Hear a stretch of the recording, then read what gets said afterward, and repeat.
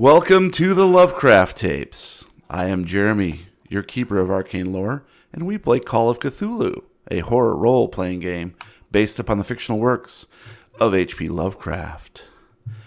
Surprise! On this episode, we will be playing a very special Easter scenario for our Patreon supporters. Your investigators of the unknown are Brian. What? What's happening? Gabe. Hi. And Matt. That's all I got. I'm sorry, surprise scenario changes are against my religion. I'm going to have to back We're out. waiting for Brian as... Nope. But that did not happen. No, it did not. And I will actually share the super secret link. I probably shouldn't have tossed that up there. Having troubles with Roll20, huh? No. Yeah, I know. I lied. This will come via Hangouts, by the way. You know what they say about liars. Google Hangouts? They always You open Google send Hangouts. us a link like 3 weeks ago. Not if it's secret. There you go. Is it? Oh, no, that's on a Civian portal. Okay. All right. Let me make sure I got this proper. Oh, boy. Yep, I have okay, all my good. screens. Everything's going well. All right. So this is going to... Oh, shit. I need to reset settings here. Otherwise, it's going to try and start betrayal transmitting my of camera trust and is my what this microphone is, if through you the new ask me. game, isn't it? Maybe. Yeah, we'll find out.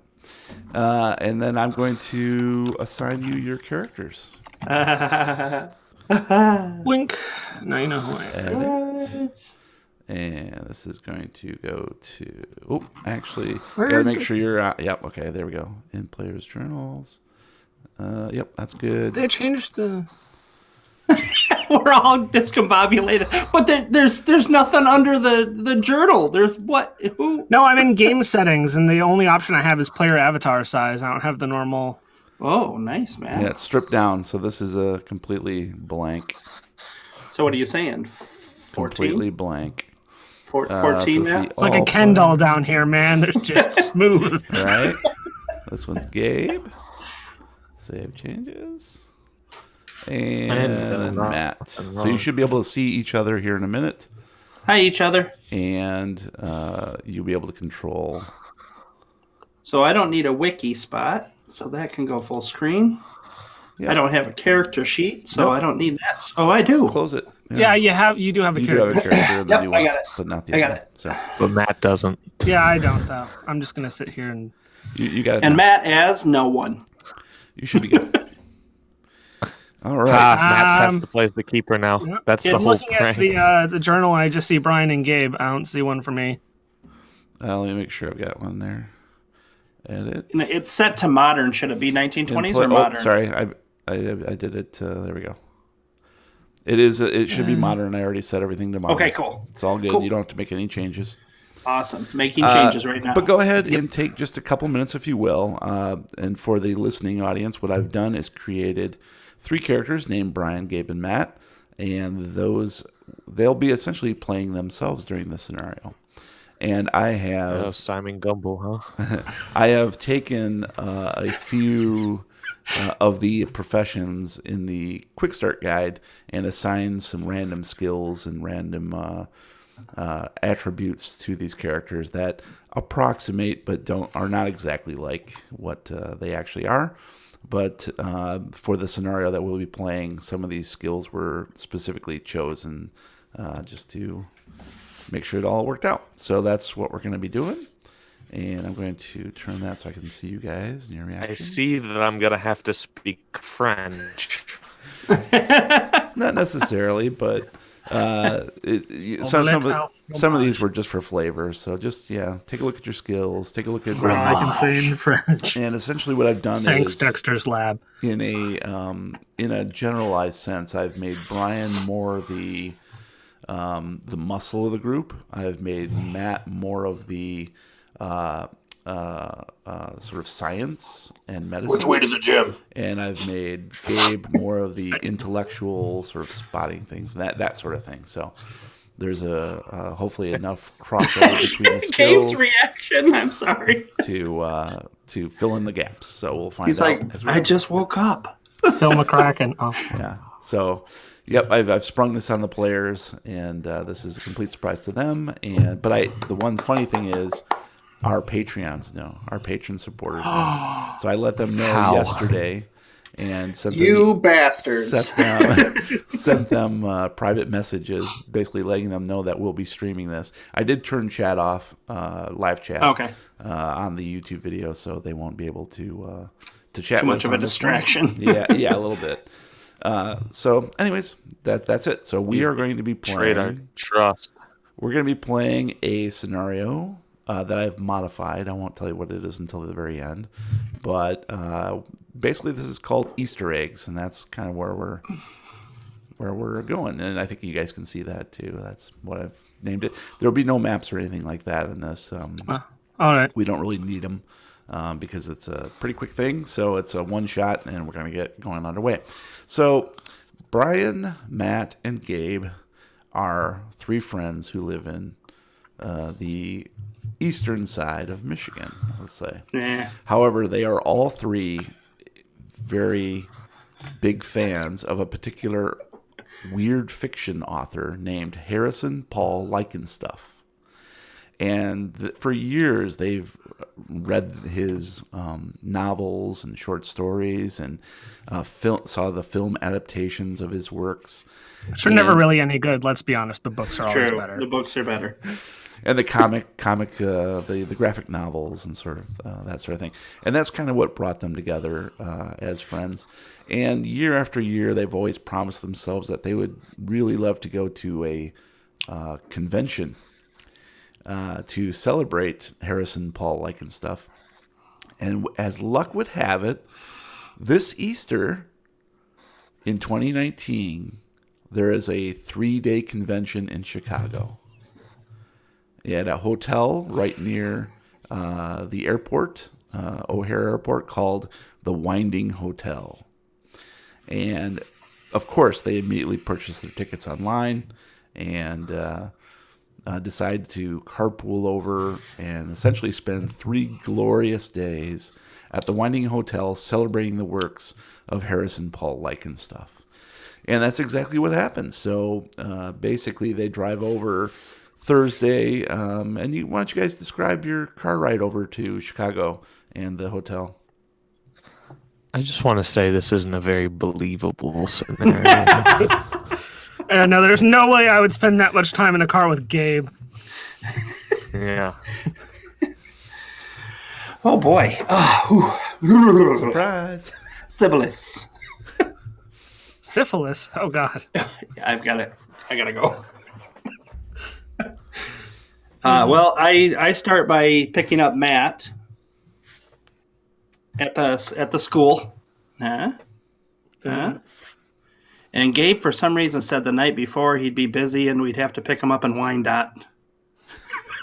I don't know why. We don't ask questions. So we swing way out of our way and pick up Gabe. And we get on the road. And we start playing. What was that game that we like to play, Matt? Well, I'm driving. Space Team. Space Team. Today's recommended was Space Team. We're gonna play some Space Team. We're gonna play some Space Team. And Matt's gonna do a quick breakdown at the end of the show for you. Yeah, I'll let you. It's of course, I get distracted by laughing so hard as we go, and I almost run off the road, which is not good on the highway at 75 miles an hour. Well, I mean, what's your drive auto in this situation? Should we be careful about this or? Cruise control does not mean no. Auto. We're not in a Tesla. You do not have autopilot. I think for continuity's sake, let's go ahead and describe Space Team real quick. Sure. Okay. So Space Team is a mobile game for either Android or iOS. And what it is you and whoever you pair up with, whatever size group of people you have, are all in charge of piloting a spaceship away from an exploding star. So on your phone, you have a control panel which has various buttons and switches and knobs and other things that are labeled different ways. And sometimes they don't have words on them. They're just a picture. And it's up to you to follow the instructions you get to fly the spaceship. Unfortunately, the instructions that you get on your phone are always for somebody else. So the game consists of you trying to listen for people yelling at you what to do while you're yelling at what everyone else has to do because you don't know who has what kinds of buttons or switches or knobs. on their phones, and it's all Bluetooth connected. Yeah, and so there are special events that happens. Like there are sometimes you'll hit an asteroid field where everybody has to shake their phones, or you hit a wormhole where everyone has to flip their phones upside down. Don't do it while you're driving. Don't even attempt. It's a super good time, though. I'm not gonna lie. And the names of the buttons or the knobs sometimes have funny names, like somebody twist the butt blocker, and somebody on their phone has to find the butt blocker button and hit it or tap it or spin it. And if you get far enough along, eventually they'll start replacing the names with like symbols and emojis. Nice. It's fun. Like we need to turn the man mopping the floor up to 4. Makes sense. Okay, so it's quite a long car ride. Where are you going to stop for lunch along the way? In St. Joe. We're going to stop in St. Joe. Why would we do that? Any particular place? Any particular probably. Food? Yeah, that one place though that the has tapas the great restaurant down by the beach. I forget the name of it. Silver Beach Pizza? Silver Beach Pizza. Well, we have to go to a local brewery. Whoa, Gabe's here? That's in St. Joe's. Well, there's Silver Harbor. Ooh. Well, you started talking about a game I have literally never played before, so I didn't have a lot to add to it. All right, so you stop. We might have lunch with somebody, just a friend or something. Yeah. Yeah, so you have a nice lunch. You might make us. What's that? You might while we're there. I don't know. So Brian's brother Jeremy lives in St. Joe, and so basically knows that they're coming through, and unfortunately he can't join for the convention this year. And plus he doesn't really like Harrison Paul liking stuff that much. Right. HR Puff and stuff is awesome, though. Yeah, I mean, Jeremy doesn't read much. He's kind of just, he likes to watch a lot of TV. And reading is for yellow bellies. Exactly right. So he invites him to Silver Harbor Brewing, where he brewed a batch of beer on the commercial system. Yay! And he invites them there to have a couple free beers. And even though it's early spring, it's actually a pretty decent day out. You got some decent weather, so we can sit out on the patio. They got the patio doors open, and we have a couple beers and a pretty nice lunch. But you guys got to really peel out and get to Chicago, because check-in is that night, and it's going to be busy. So it's true. So you guys just have a quick lunch and then zoom on straight to the hotel at near the airport. And as you drive up, you see that the Winding Hotel is pretty much your typical commercial light industrial district airport. It's like basically for business. A lot of businessmen coming in. And, of course, these hotels are notorious for throwing events and conventions because it gives them a little bit more revenue opportunity. And there is like just kind of a sad banner hanging outside as you pull up. And the hotel itself is kind of like a large kind of brown red, almost like a big milk carton, just very tall. I think it's about 12 stories tall. And it's surrounded by a huge parking lot, just your typical, very little personality to it. Kind of featureless. Pretty shallow. Yeah, I mean, it's just... It's no personality. No personality. There's nothing, no features on the outside. Like you don't see fire escapes or anything like that, because it's just like a brick and steel and glass. You've seen these monstrosities. But fortunately, you did manage to book ahead of time and snag a pretty decent floor or a suite on one of the upper floors. Sweet. That you guys can split the cost 3 ways. So 3-way? 3-way. And it has a nice little living room in the suite where you guys can get to play board games. So like Monopoly? Like why they call them board games? Yeah. Yeah, luckily for you guys, I brought some of my portable collection along with us, so we have some stuff to do in the hotel room. Whoa. The thing that was a joke. Nice. The threesome thing was a joke. Oh. What kind of games did you bring, Matt? One of the newest ones I picked up a game called Dungeon Mayhem, which is from Save Wizards it for of the the Coast recommendos, D&D. man. you want to know what it is, look it up. It's a good time. Bring along a pretty standard game that I like to take with me when I go places, 5 Crowns. Along with Quirkle, because that's always a great party game. Nice. I could also recommend Wizard. If you've never played that card game, Wizard is pretty cool. All right, so you guys park and basically go into the hotel. And inside, it's your just basic monstrosity that has a vast open space on the ground floor, and there's a large skylight in the roof. And there's the main desk where you check in. You can see there's like some conference rooms around the exterior. There is a bar and dining area that has a large central fountain next to it. So just think of any standard business hotel in Chicago, and you've got the picture there. It's again, there's nothing very distinctive about it. So yeah, you're walking up to the desk. And, so which one of us it's booked amazing the that- hotel? Brian, were you the one who put the reservation in? Should you be the one who's checking in while me and Gabe go grab all the stuff from the car? Yeah, I guess I can do that. All right. You guys Venmo'd me, right? Oh, yeah, totally. I don't have Venmo. Shit. Carrier pigeon? Oh, yeah, I did that. It Oh, should okay, be good. arriving Yeah, at it your worked. house like tomorrow. Okay, great. Since we'll be here in Chicago. Sounds good. All right, I'm going to go up to the front desk and check in. And there's a very young lady there, short dark hair. 12. But yeah, she kind of looks very young. Yeah, she's like you're almost like I can't reach the top of the counter. She looks like maybe she's in training or something. She has like a name tag that says Elisa, and it's got like a little green trainee thing underneath it. Aww. Yeah. So and she looks up very perky. While you can see that there is a manager hovering a few feet away, just kind What of the keeping tabs. And she looks She up does as you not approach, realize. and she's like, Elisa, I put my arm out. I put my hand out. Elisa, come quickly, slowly but quickly. He's right above you. Don't make any sudden... He's hovering above you. And she looks at you is with based wide on eyes movement. and says, "Welcome to the Winding Hotel, sir. Checking in. Yes, I'm checking in. Name, please. Name, please. All right. Yes, I see you here, Mister. Please. No. I want to make sure we get our suite. Checking in under Brian. Okay. Brian Johnson. Brian Johnson. Brian Johnson. BBJ. Doctor. Yes. Well, all right. Oh, Well, I've got you right here, and we have you in room 1003. Whoa, on the 13th floor? You're on the 10th floor. Is that okay?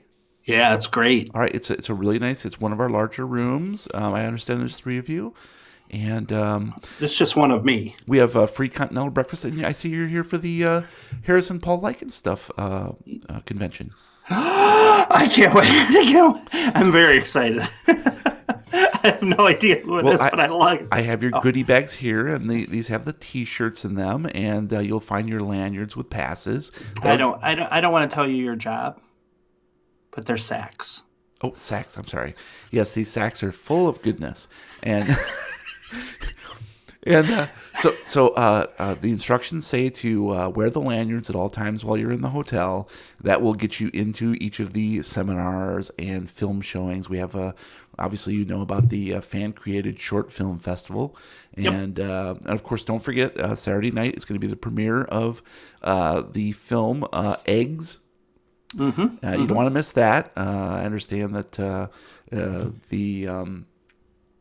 our organizer Tom Fazoli is very excited about this. It's the world premiere, and so let me know if you have any. I just need a credit card and your ID, and I'll get you 3 room keys. All right, here you go. Slide them across the counter. All right, and she gives you 3 room keys and instructs you to where the elevators are. And where do I pick up my sack? Right over here. It's right here. Yep, you got it here. Just fondle it, and you'll be good. Can I take my friends' sacks as well? Yes, all 3 are Because right I need there. to hold their sacks because they're getting stuff out of the car. Yeah, just be careful with their sacks, okay? Yeah, I'll cradle them. Okay, yeah, we don't want any lost sacks. No, or split open. Ooh, Or tenor imagine sacks. all that spilling out. All right, and she helps the next person in line, and you can go back to your guys. The next got your person sacks, starts guys. screaming at her. This place is How do you- terrible. It's kind of depressing. It's really poorly lit. It's not the best place in the world. I mean, there's a better hotel right across the street. What? Pull out the room key. Oh, the Winding Hotel. I thought you said it was the Winding Hotel. The Whining Hotel, yes. Oh, here's your sack. Shut up. Thanks. All right, is All there? right, You guys. have my sack. I thought I had it. Oh, wait. We all have your sack. Don't worry, baby. I got your sack. I mean, back. So essentially, you've got a couple days before the. So it's basically Thursday is when you drove up. So Thursday evening, and the movie premiere that is the main event is going to be Saturday evening. So you've got a couple days to just sort of describe what you do at the convention and what you attend, and just tell us a little bit about the Lycan stuff, things that you get to experience of your favorite author. And so just tell us a little bit about what you guys do for a couple days. I sleep the whole time. I'm exhausted. Bring me back some merch. Are you going to Venmo me for that merch? No. And once I get the carrier pigeon, I will. Oh, okay. Well, of course, I brought all of my first edition, first print run books with me. And I'm going to go and I'm going to stand in whatever line I have to stand in to get them all autographed by the author because, hello, Who's first dead? editions. That's the bathroom. Oh, that explains so much. And of course, as you know, the lines are quite long, and it doesn't take. Yeah, it's huge.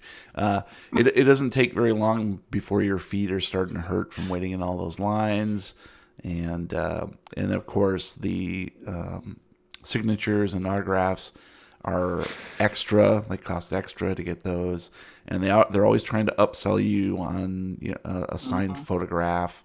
$20 for a photo. Yeah, which are basically nothing more than printed out on some sort of dot matrix. You're going back behind the curtain. Hey, don't look Literally. behind that curtain. But there's also some I'll really... spend the whole time. Mhm. I'll spend the whole time saying that I'm gonna buy this later, so I don't have to carry it around, and then looking for the thing that I said I was gonna buy later. And of course, Matt, there are a lot of vendors there who are basically peddling very low budget indie movies based on the works of Lycan stuff. But as you know, these probably are not the greatest. They're nothing more than fan fiction in movie format. And there's some records, like some heavy metal records that if you play it backwards, it's the Lycan stuff lyrics from one of his best-selling novels, that sort of thing. You get the impression of there's a lot of geekdom here. Some of it good, some of it bad, a lot of it bad. But occasionally you get to rub elbows with somebody who's maybe even geekier than you are, and of course that's your call sign, rubbing the elbows. Yeah. That's like your secret handshake. Yeah. Our secret rub. So, Gabe, anything you want to do that's maybe different from that during those couple days? I want to enter the costume contest. Yep, there is a bit of cosplay going on, and of course a lot of it is for whatever reason there's a lot of Slender Man cosplay. Great. Glad to see they Great. know why we're here. What is your costume? What did you bring? I'm gonna dress as Sug Yagath, the one of the characters Nice. from the books. Nice. Cool. And why don't you go ahead and give me a luck roll? Uh-oh. Okay. See if you win. Oh, can I keep this character? I like his luck. I needed a 50. Got a 21. That's a hard success. Lovely. Yep. So you indeed do take second place in the costume contest, and you get a prize package that is worth like probably $99. But it also gets you free buffet breakfast on Sunday, which is the Sunday of the Easter brunch that they've got special. So it'll be unlimited mimosas and Bloody Marys, because everybody likes Bloody Marys, right? I prefer my Marys well done. Thank you very much. Discord. But also, it's just a smattering of books and Not a schmear. And there's a Lichen Stuff branded deodorant. For whatever reason, they included that. And so it's just some like little baubles and nicks. But you feel pretty dang good because, I mean, of course, the first place winner dressed up as Cthulhu. Creative. Who's just a puffy Cthulhu. It's just this giant squid who is, part Marshmallow Man and Cthulhu. Yeah, Fun fact: Lichen Stuff entered the Lichen Stuff lookalike contest and came in 4th. Mm-hmm. Yep. So competition was stiff. So you feel pretty dang good about taking second place. So congratulations. And then I find $1 on the floor, making the whole takeaway $100. Round it up, baby. All right, and Brian, what would you like to do during these? I am going to. That's different than these guys. I'm going to enter a costume contest and wait in a line. I am going to, as everybody's distracted by the costume contest, slip behind the curtain and join the people getting ready to go up for the panel. Oh, nice. See if I can sneak on for the panel. Why don't you give me an intelligence roll? I don't think so. I did it! So you slip behind the curtain. Spend the luck. You slip behind the curtain thinking that you're going to just sidle up to some of these industry players and try to at least, if not participate in the panel, glean some information.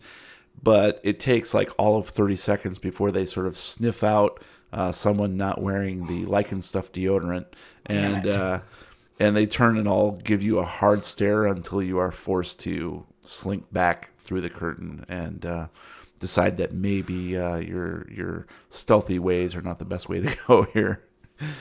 This isn't the bathroom? I gotta go, guys. Okay. Bye. You just sort of recede like Homer into the bushes. Don't! The deer? Oh, hey, Brian, how's it going? I just stood in line for like 3 hours, but I totally got all of my first editions autographed. That's and the bathroom. Oh, God damn it. This is the 3rd time today. There's a guy in the stall going, I guess I'll sign it, slide it under the door. No, just come on in. Tap your foot. Tappa. And as you guys are comparing notes, Gabe comes up, still dressed as his award-winning costume. I stab him. Yeah. Oh, that's a nice ribbon you got there. Good job, man. I like it. Hey, guys. What was the prize? I don't mean to brag, but I came first. Excuse me? Were you in the bathroom line as well? Okay. I mean, if you came in first, why does the ribbon you have on you have a number 2 on it? I mean, just... The guy stole it from me. Okay. You need some help getting that back? It's called sleight of hand. Some people Gross. are really good at it around here, apparently. Huh. Well, you guys want to get some food? I'm up for that. I hear there's some killer pizza places here in Chicago. Well, let's just go to the ones that don't kill you. Real life convention. Please. And bonus points, I heard they're having a Call of Cthulhu game in one of the side rooms later today if y'all feel like going and joining up. Okay, let's go quick. Let's see. How far are we from downtown Chicago? Oh, someone dropped. Gabe. Yeah. Ah, Let's hold on. Wait till he gets back because that. screws Okay. up now the our- stream is going to look really funny. Yep. It looks very strange. Hi, funny stream. Funny stream. There he Gross. is. All right, Oh. he's back. We crossed the streams. There we go. It's fixed. Yeah, let's see if we get him back. So sure much you can meta hear us. humor. Yep, let us know when you're back, Gabe. Here I he's see the spinny he's circle. spinning. He's spinning, you guys. It's Back. so All spinning. right. Oh, I'm out. I'm out. Yummy. All right. He's spinning. I noticed he was getting a little warbly. There he is. You can Yeah. hear us okay, Nice. buddy? Ooh, that's a much clearer picture. Hey, Gabe. Oh, he's froze. Maybe he just saw a ghost. Scared. Yeah, I think his internet's a little, Oh, little no. laggy right now. I can hear Oh, you. we hear him. I'm not froze for me. There you are. Yep, there you go. It shows me Oh. moving around, which usually when I freeze it doesn't. Yeah. Yep, you're good now. Okay, so we'll continue along. Freeze in a good way. not There So, you go. so are you guys? You wanted to? I heard. Yeah, both just- pizza downtown and Call of Cthulhu in a side room. Yeah, I was just curious how far are we from downtown cab ride? Or Well, it's Uber? O'Hare, so it's can actually Uber our way there. I've been to O'Hare once, man. It'll probably take you about, I think, 35, 45 minutes. Okay, how long? When's the Cthulhu game start, Matt? Cthulhu game starts according to my invisible watch in about an hour and a half. Okay, so we won't have time to go to the Purple Pig. Nah, and there's plenty of Shoot. places around. That, I said Purple Pig.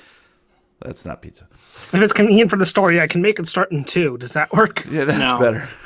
Because the line outside the Purple Pig will be a stretch. All right, let's just go get pizza again. Yeah, but this is Chicago deep dish style pizza. Oh, yeah, you're right. You're right. I'll eat bread for that. So yeah, you usually find a decent deep dish Chicago style authentic pizza place, and it is very delicious. And maybe you have a couple beers. Who knows? There is no such thing as a decent Chicago style pizza. Oh, my gosh. Fighting And stuff. Okay, so yeah, that sounds great. Cool. We'll have 2 deep dish pizzas, mediocre. Two mediocre deep dish pizzas, lovely. And so you head back to the hotel, and it's actually getting to be a bit late. The Call of Cthulhu game was immediately Filled up. filled up. Thanks. Immediately filled up, and but however, there is this brand new game starting called Beacon of Besagwa, and it's based on Lycanstuff's fiction. You've never really heard of it before, but might be worth a shot. Yeah, let's try it, guys. What do you think? It's always fun trying a new game. I'm up for that. Hey, Gabe, you Thought we ready were in to try Chicago, something? not Mrs. Agua. No agua. No, I'll go. Mrs. Agua. See, All right. So yeah, let's do it. You guys Donde está la agua? basically sit down at a table with 2 other folks who are basically, you've come to find out they work for the company that developed the game, and so they're kind of just trying to parlay it. But you have an incredibly fun time, and it is a lot like Call of Cthulhu, but basically just injecting that mythology from Lycanstuff's works. And you end up playing well past midnight and drag yourselves back to your 10th floor suite and immediately collapse. But you have to get up early in the morning to hit even more of some panels and other things. And essentially that's how the weekend goes up until Saturday night. Yeah. And Saturday night, everybody is just simply waiting for the premiere of the movie Eggs. And to kill the time, you guys have Matt has actually sprung for his own copy of Beacon of Bethsagwa. And you I guys put that pre-order in like boom. Yeah, they have a first edition right there for you. Oh, first edition in that case, yeah, I'll take that. Just like I was all over that. Gross. And they do let you know that they're going to have an expansion out probably later in the fall, close to Halloween. So But you guys crack it open and are playing. You can't help yourselves, and you just play until about 11:30, and then you know that's the time to go down to the screening room because the movie's going to be starting in about a half hour. So you head down to the one of the seminar rooms, which has been set up as an impromptu theater with stage. And at about 12:05, Tom Fazoli, the organizer of the convention, you recognize him by now because you've sort of bumped into him occasionally. Real nice guy. Tom. Yeah, he's like, "Hey guys, how you doing, Brian? What's up, buddy?" Yeah, Good, I'm tired. Good job on the costume contest. I heard that was a win for you. Yeah, got to find that guy that took his first place. I tell you. Yeah, he gives Brian a wink.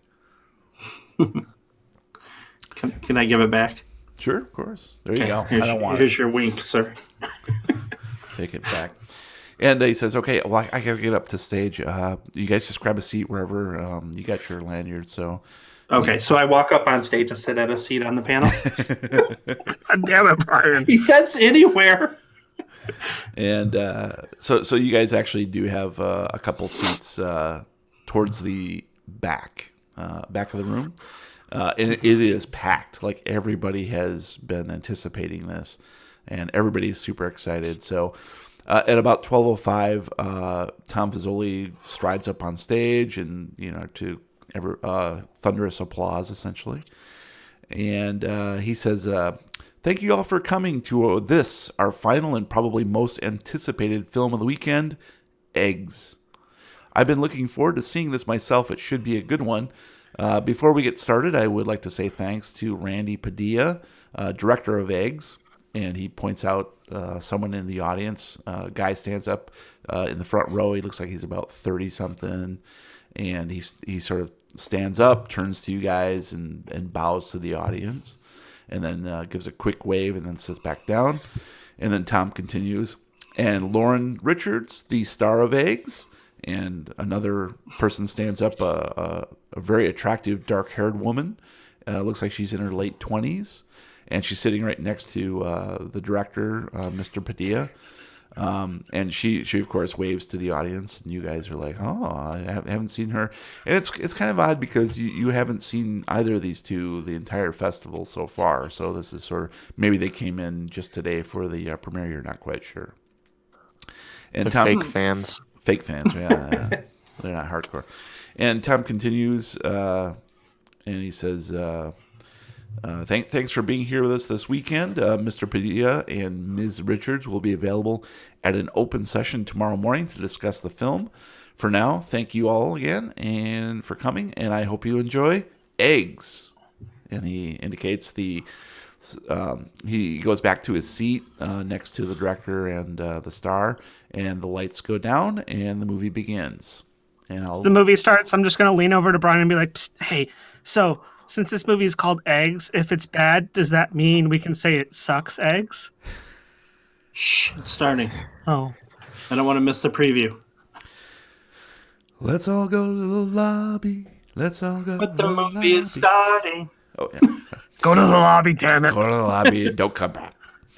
Okay, so it goes, and I'm going to read you a little description of what happens during the movie. Ooh.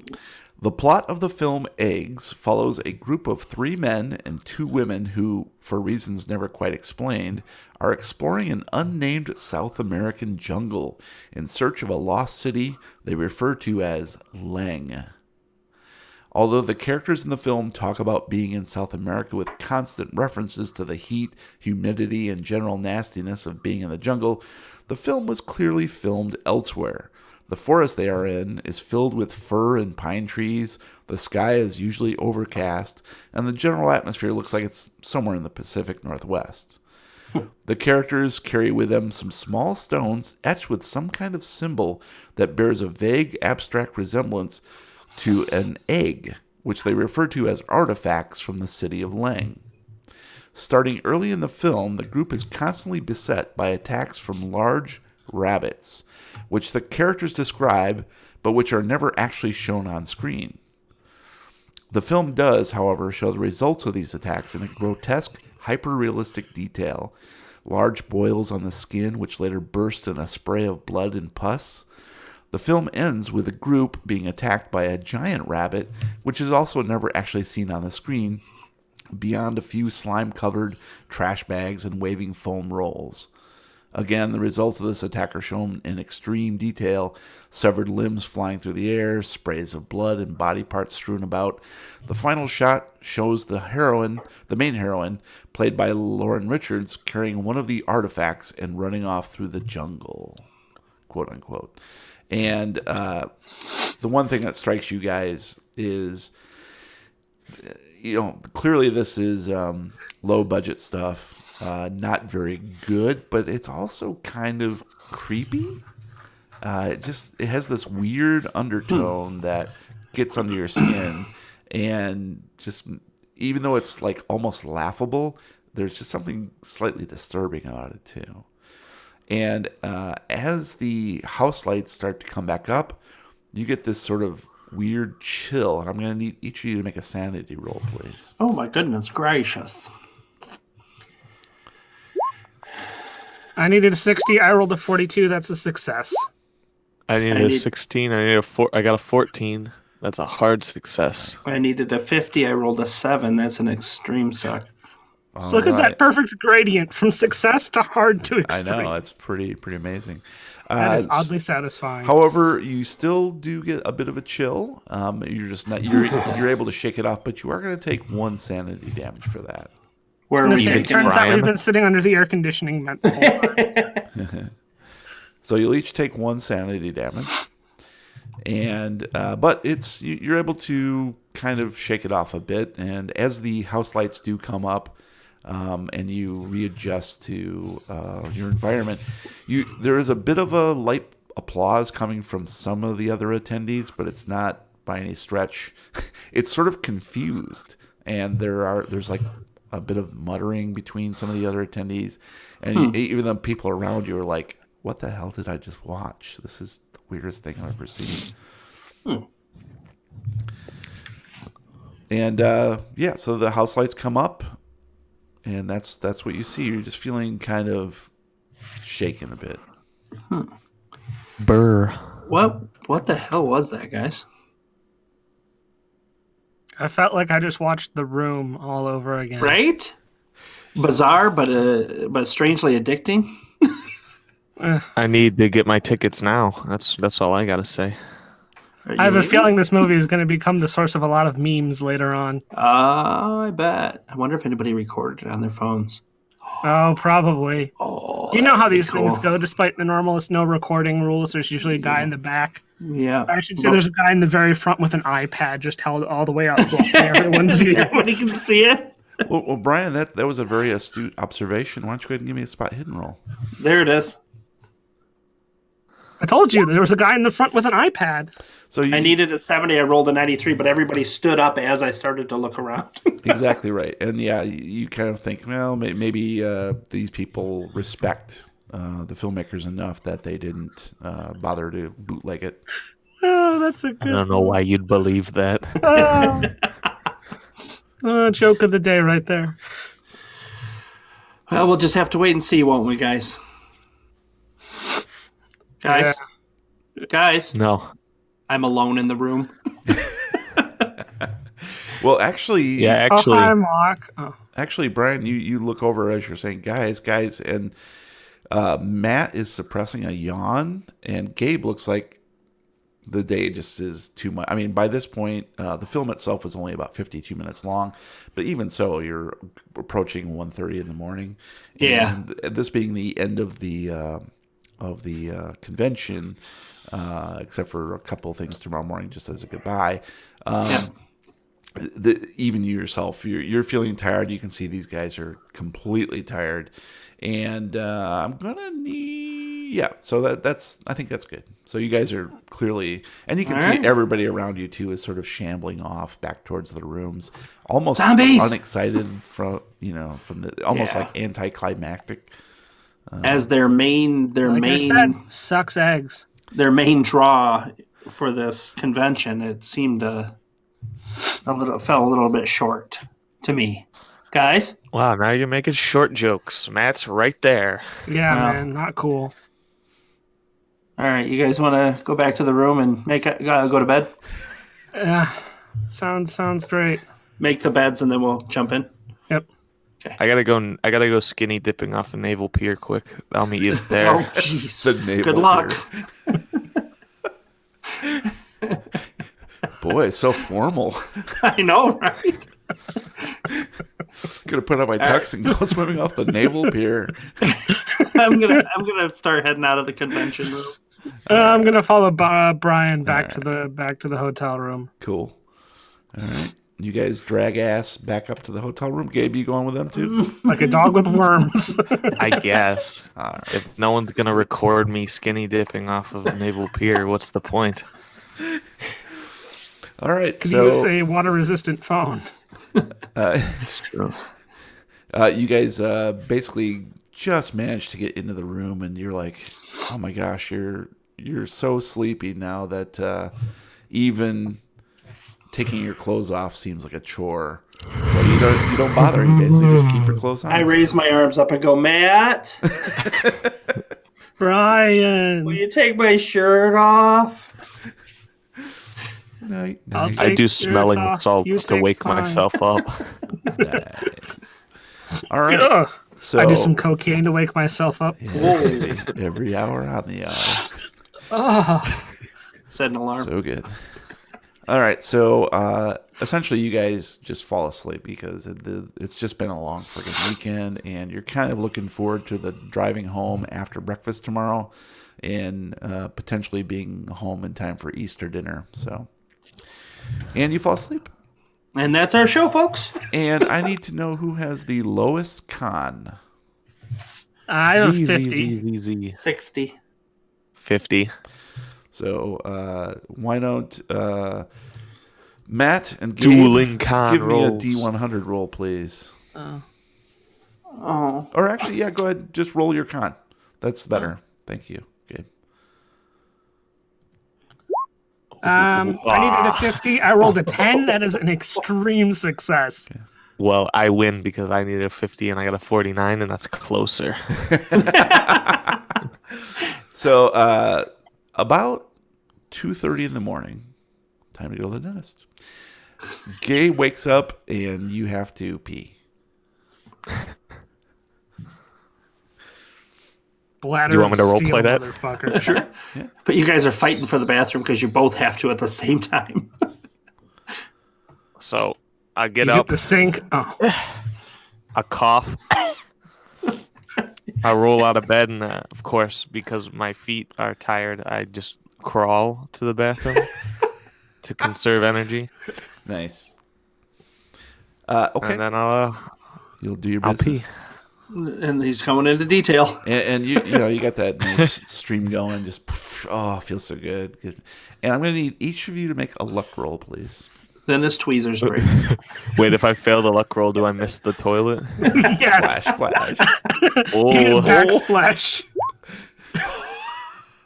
I needed a 50. I got a 49. I needed a 65. I rolled a 95. Oh, I needed a 50. I got a 14. That's All hard. right. So Somehow Gabe splashes me in bed. I'm pretty sure mine's hard. That's why I missed. Oh, God. So shooting himself in the face. Oh, God. So we'll start with Matt. So Matt, you're in bed and you suddenly jolt awake. And God damn it, Gabe. and you how do you ordinarily sleep? On your back, on your side, left side, right side? Normally on my back, yeah. Stomach? Yes, he does. So straight up. Got it. So on your left shoulder, you feel like a little, like a poke. Feels like something God just damn it, poked Gabe. you. You hear Gabe, I'm going to the bathroom. And of course, it's completely dark. You can see like a little bit of light coming from the bathroom, Actually, we'll say you're in the dark. So you can see a little bit of light streaming in through the window past the curtains. Streaming. But you feel like just like a little poke that's like just a little, almost like a pinch on your left shoulder. I'm gonna reach back and kind of swing my hand around to try and make sure there's not like a fly or something back there that's trying to get me, or maybe a bed bug or something. I don't know. You don't feel anything. Mosquito. Just kind of feels like a little bit of a poke or a pinch. It's a rabbit. Okay, so since I can't really feel anything, I'm gonna just kind of sit up a little bit and twist over and take a look and see if I can't spot anything in the dark. Not from the dark, no. You probably need a little bit more light of some kind. Okay. But nothing, I mean, you just don't see anything currently. So, Gabe, you're standing in the bathroom, whizzing, and you're just finishing up, and you feel like this weird little pinch right on your dick. Oh. Sorry. Just like The a tweezers a broke. weird little pain, weird little pain on just right on the tip. Just the tip, though. I'll slap it because I'm assuming it's a mosquito. As he's peeing. Somehow he splashes me. All right, yeah. So you give it a slap, and Slap it to and you base. noticed immediately there's like a little bit of warmth there that's not natural. But urine. you're in the dark, so it's a little tough to tell. And you can hear somebody in the other room rolling over. And I know instantly that it's Brian. I can tell because I know the sound of the rollover. No, you can hear Brian actually sawing logs pretty good. Sounds like he's still asleep. I'll walk out to check. Like, hey, it's not like you to roll over. So you walk out of the bathroom, and Matt, you see the dark figure standing in the bathroom, outlined slightly. Now that your eyes have started to adjust slightly. Put that thing away, man. No one wants to see that.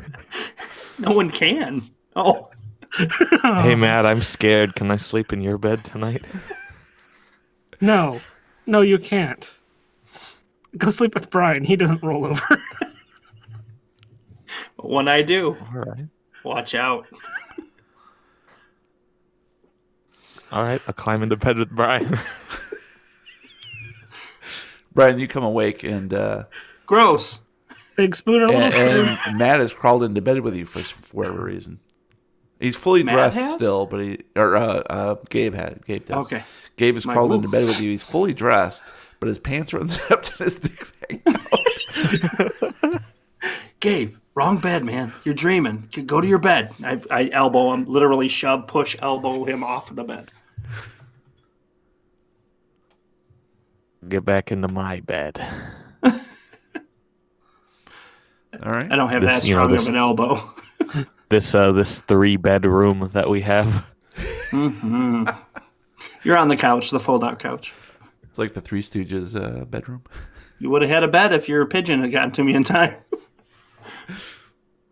I'll sleep on a couch if it's free. I don't care. All right. So Gabe crawls back into his bed. Matt, what are you doing?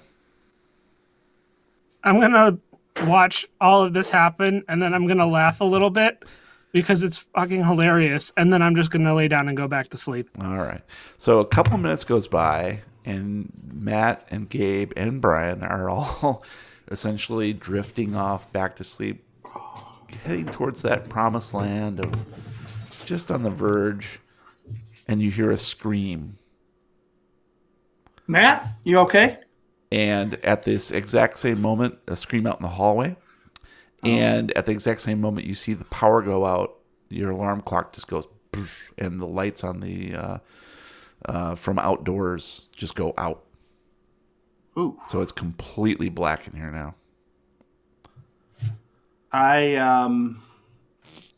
And I your pull out phones my all pocket go. knife and just start swinging. your phones all light up because they now are not charging anymore, and then they fade. The Pixels don't do that. Mine does. Pixel 2 doesn't. Mine Pixel doesn't XL do does. that either, actually. So I see the light from Matt's phone. And say, dude, upgrade your phone, bro. Dude, like- I'm waiting for the Pixel 4, bro. Like, did you guys hear that scream? Gabe, get up. Zip I your don't- goddamn pants. I sleep better in total darkness. Why would you ruin this? I am total darkness. Matt, did you hear that scream? This shit. Dude, it's like a horror convention. I'm just assuming that someone's watching like a movie Horror. We're going to go to the horror house. My first thought is that someone's watching a movie a little bit too loudly, and yeah. All right, I'm going to just slowly get out of bed and walk towards the door and just pop it open real quick, stick my head out in the hall. Okay. Instant decap. Why don't you each give me a listen roll, please? Did they get up? We didn't. Lazy bastards. But I guess we can still listen from a laying down position. What? Your ears don't work stop that way? working when you're horizontal, do they? I needed a 25. I rolled a 24. That sucks. I needed a 25. I got a 99. That's a Your ears fall fumble. off. Fumble. Dude. Nice. Your ears fall off. I needed a 45. I rolled a 57. Cool. So, Brian, you get up and walk towards the door to the hotel room, and you can see there's a little bit of a glow coming from underneath the door. Okay. And you do hear what sounds like running feet, and then there's this weird popping sound from afar. It sounds almost electrical. Ooh. And then you hear okay. just this sort of distant crash. Oh. It sounds like splintering glass. Kind of like a broken window almost. And that's what you Interesting. hear and see now that another minute has gone by. Matt, you can see that there's a bit of moonlight still coming through the very faint moonlight coming through the window, through the curtains. Can't believe the moon takes advantage of people at night like that. Damn it, Moon, get away from the Oh, window. the window's the blinds are pulled. And then the phone light sort of flickers for a minute and then comes on. You can see that it's not like there's a message, but that there is, that it's still in operation. Huh. The hotel phone. Oh, well, hey, Brian, the phone still works. Okay. See if you can get to the front desk real quick. I'm going to open this door up and see if there's anybody in the hallway. Luckily someone for from the you, hotel. when we were checking in, I asked one of the ladies at the front desk for a number. It was 0. Well, give your girlfriend a call. Don't be surprised if it's not a girl and it's a robot. Oh. I'm going to pick up the hotel phone and hit 0 for the front desk. Okay. Hi, Matt. My God, I was hoping you'd call. I told him you didn't live in Canada. All right. So Matt's basically dialing down to the front desk. Yep. Gabe, what are you doing during all this? I haven't learned the result of my fumble yet. That's true. You haven't. That's why he wants to know what you're doing. Usually, if there's something of this nature that doesn't have an immediate effect, it will take place later. Okay. I'm going to say I didn't hear it, though, so I'm going to just stay asleep. Okay. So you roll I over think and that's try to go fair. back to sleep. Brian, you open up the door. Yep. Okay. And do what? Just poke my head out, look both ways down the hall. Okay. Why don't you Die. give me a spot hidden, please? Okay. I needed a 70. I rolled a 6, which is extreme. I've had nothing but successful rolls All tonight. right. I know. This is... Brian's like, can I just take this character back to Tri-Street? Right? I can't check any of these because we'll never play me again. No, So- your intelligence roll was a failure. Oh, well. There's a given. Exactly. So you poke your head out cautiously into the hallway, and you can smell a little bit of, almost like an ozone smell. Do you have electrical repair by any chance? Electrical repair, I do, but it's at the minimum of 10. Roll away. I needed a 10. I rolled a 56. I failed. All right. And so you look to the left along the hallway, and essentially your room is about in the middle of the brick of rooms. The rooms go all the way around in a big square, basically rimming it. And in the center is just a balcony that leads all the way down to the ground floor atrium. Oh, cool, yeah. Right? You've seen those hotels. Yes. Yep. And so you look to the left, and you can see that there is a stairwell that is lit up now. Clearly, the backup generator has kicked on, and there's some emergency lights next to the doorway to the stairwell. And the exit sign is, of course, illuminated. So clearly you know that the rest of the hotel has lost power, and they're on just some backup lights and that sort of thing. So it's very dark out there. Then you look to the right, and you see a man. And because you had an extreme spot hidden, you immediately recognize this as Randy Padilla, the director of Eggs. Your movie sucks. And he staggers out of his room in the corner, so he's all the way at the other end of the right side of the hallway. Okay. He staggers out of a room and then jumps over the railing. Whoa. I'm going to need you to make a sanity roll. Okay. As he plummets 10 floors down. Splat. Needed a 49. I got a 45. So you're taken aback, but you're just so discombobulated and confused that the full impact doesn't hit you. And so that's what you see, my friend. And at the same time... Unfortunately, our sound effects budget is cut short, so when he hits the floor, all you hear is a celery stick snapping into a microphone. Nice. Remember that for later. Well, Brian knows, even as the guy jumps over the railing, that he's going to be hitting the atrium below. Right. And so, Matt, you dial the operator, and there's a couple rings, and then a guy picks up. He's like, "Customer service, how may I help you?" Yeah, hey, me and my friends are up here in room 1003, and it looks like the power went out. You know what's going on with that? Like, are we okay up here? Should we be leaving or something? I think you'll be fine. We just lost some power. This happens occasionally out here towards the airport, so probably a blown transformer or something. Robots in disguise? Maintenance is working on it. Okay. Just making sure there was just nothing to worry about. Thank you. Oh, you're welcome. It's just a transformer that works the streets at night. Have a good night, too. Mr. Johnson. Thanks. I'm going to hang up the phone. And then I'm going to lean out of bed. Hey, Brian, the guy at the front desk says it's totally normal for them to lose power out by the airport, so... Okay, well, is it totally normal for the guy that wrote the movie to jump off the railing and plummet to his death? You might want to get up.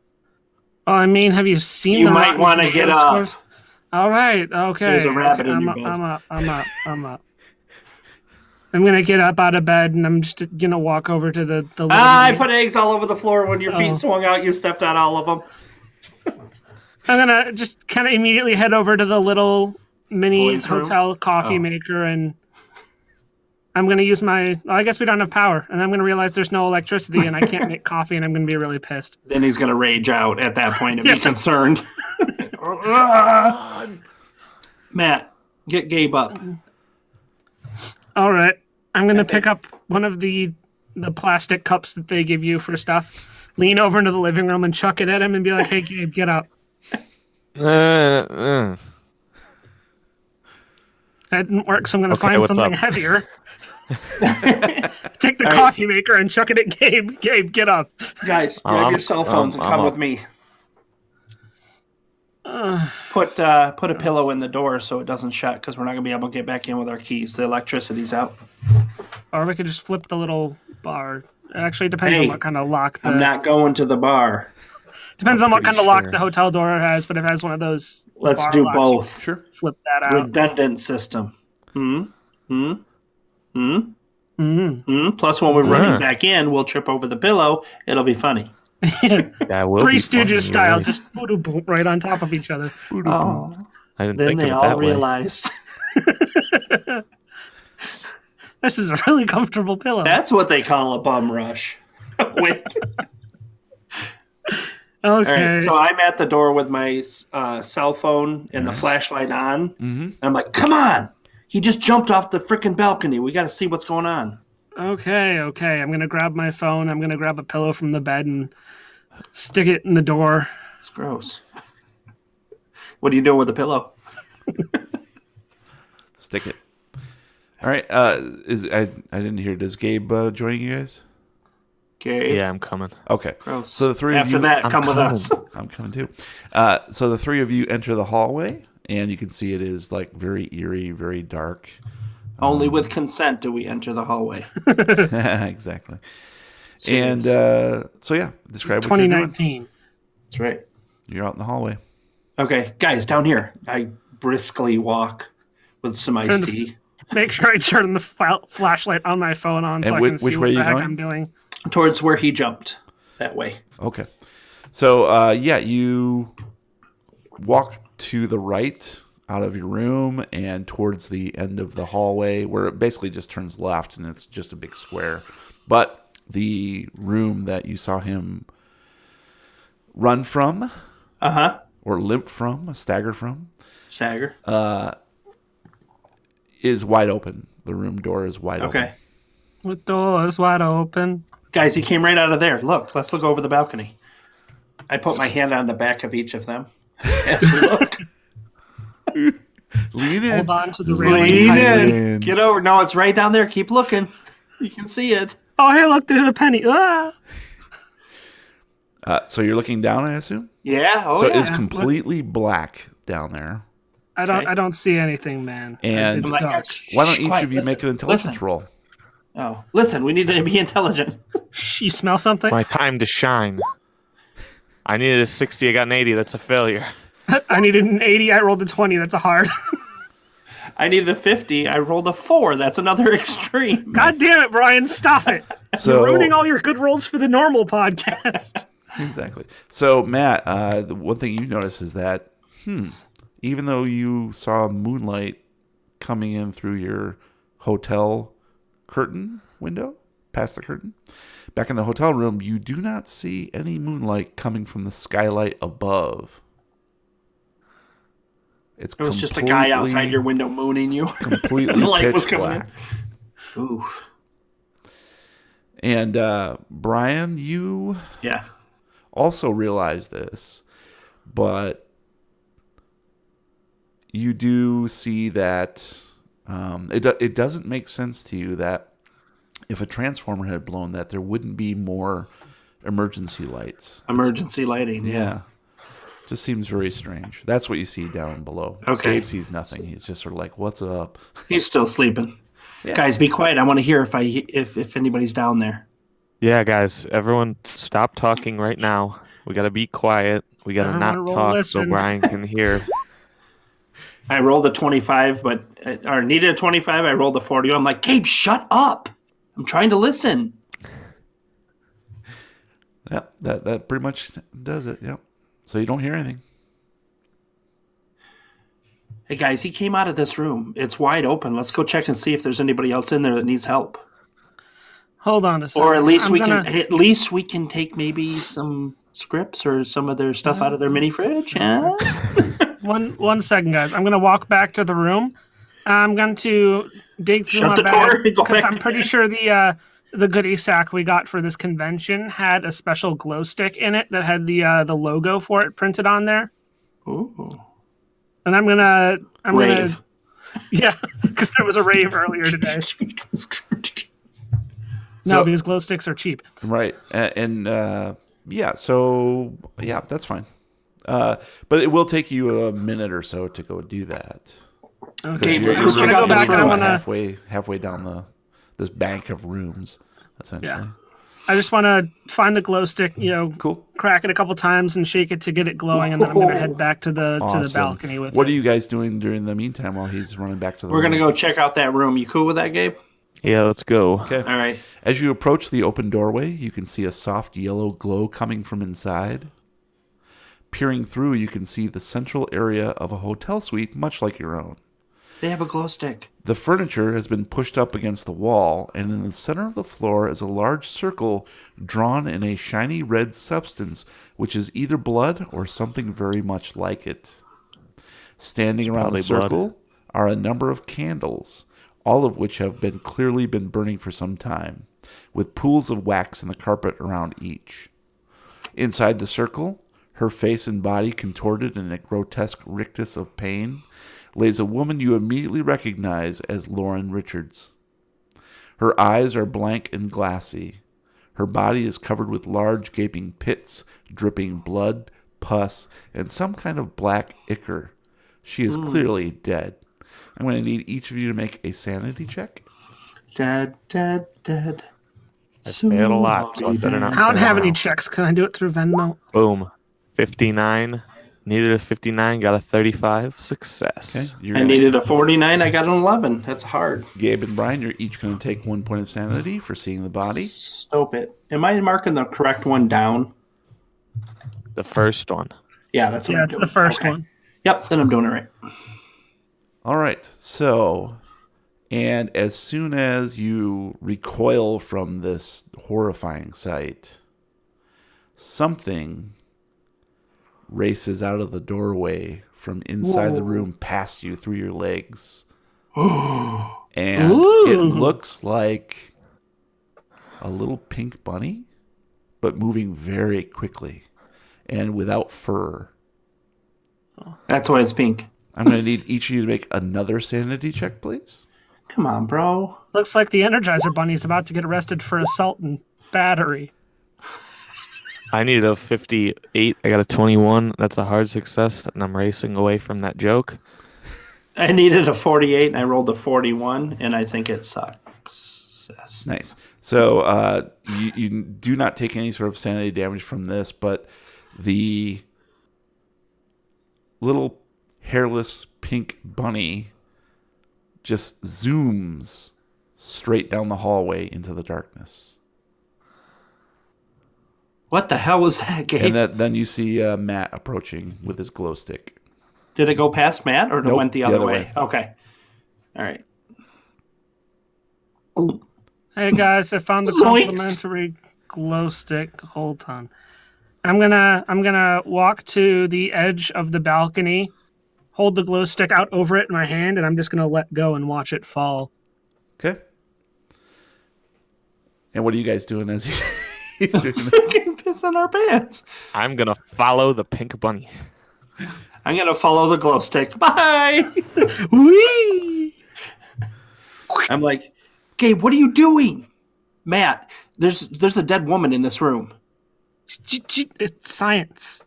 I'm gonna wait and see if I can see the glow stick hit the ground. Yes, you do. You see it fall all 9 stories onto the atrium where you see the body of Padilla, the director, just basically splattered. Hey Brian, I found your guy who jumped. Are you kidding me? I run over to the balcony and look. Yep, you see him. Right He's down down there. I put a foot up on the balcony rail and go, I'll save you. And I jump. What the hell is And going Gabe on? heads down the hallway with his phone out in front of him, searching. Matt, we got to get Gabe. We got to get out of here.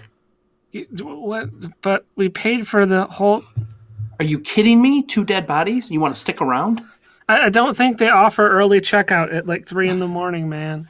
We can check out on our phones once we get service. So let's just go. I'm going to start running towards Gabe, trying to catch him, telling him to stop. Gabe, stop. We're getting out of here. I'm going to walk over to the room and take a quick peek inside to see why these guys are so spooked. And Okay. you're insane. And you do see a horrifying sight. You see a woman's body with a bunch of different gaping holes in her body that are just dripping. And I will need you to make a sanity roll, please. I needed a 59 and I rolled a 5. That's an extreme success. Nice. Well, that was an extreme success, so I will give you 1 point of sanity damage. However, Thank you. Whoopsies. There we go. That's better. because you are adept at medicine, You lose 3 points. you can see just even from this distance that she's clearly dead and looks like she died in extreme agony. And of course, you see all the accoutrements of some sort of summoning or something like that. Hard to say. And we're going to take just a quick 1-minute break if you guys don't mind. Okay? Cool. All right. We'll be right back after these messages from our sponsors.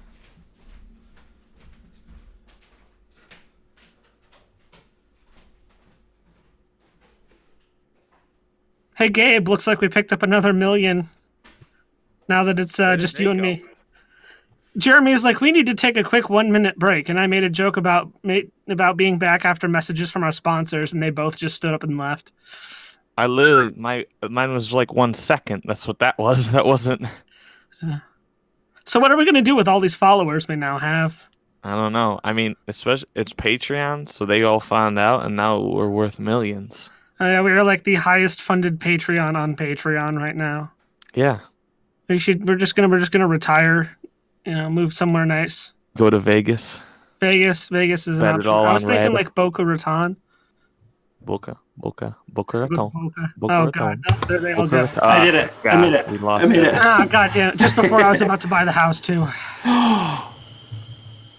You guys playing Monopoly? Boca Raton. Boca Raton. Why does it sound like there's a tea kettle going off somewhere? Because probably is. I went to the bathroom and I pee on my stove. Duh, idiot. Don't you guys? Unless you're like me and you extremely fail your roll and you somehow splash me. That was funny. Serious. All right. So We do like this. let's pick up with Oh Matt. yeah, this is fun. Let's pick up with Matt. Okay. So that's what you see from the doorway. What would you like to do? I'm going to very carefully take a step into the room and kind of take a look at the circle that she's in the middle. Like a look around the circle, see if there are any like symbols or letters or anything. Got it. All right. Go ahead and give me. We're going to do a series of rolls here, I think. Let's go ahead and do medicine first. Madison, where are you? I needed a 50 and I rolled a 19. That's a hard success. All right. So you stoop down and sort of examine her body. And in addition to the fact that she's dead and she died in extreme agony, you do notice that she has not been dead for long. And her mouth is open in a rictus of a silent scream. Other than the wounds that you see in her body, they're sort of dripping with pus. There are no other wounds on her body. So these were clearly the cause of her death.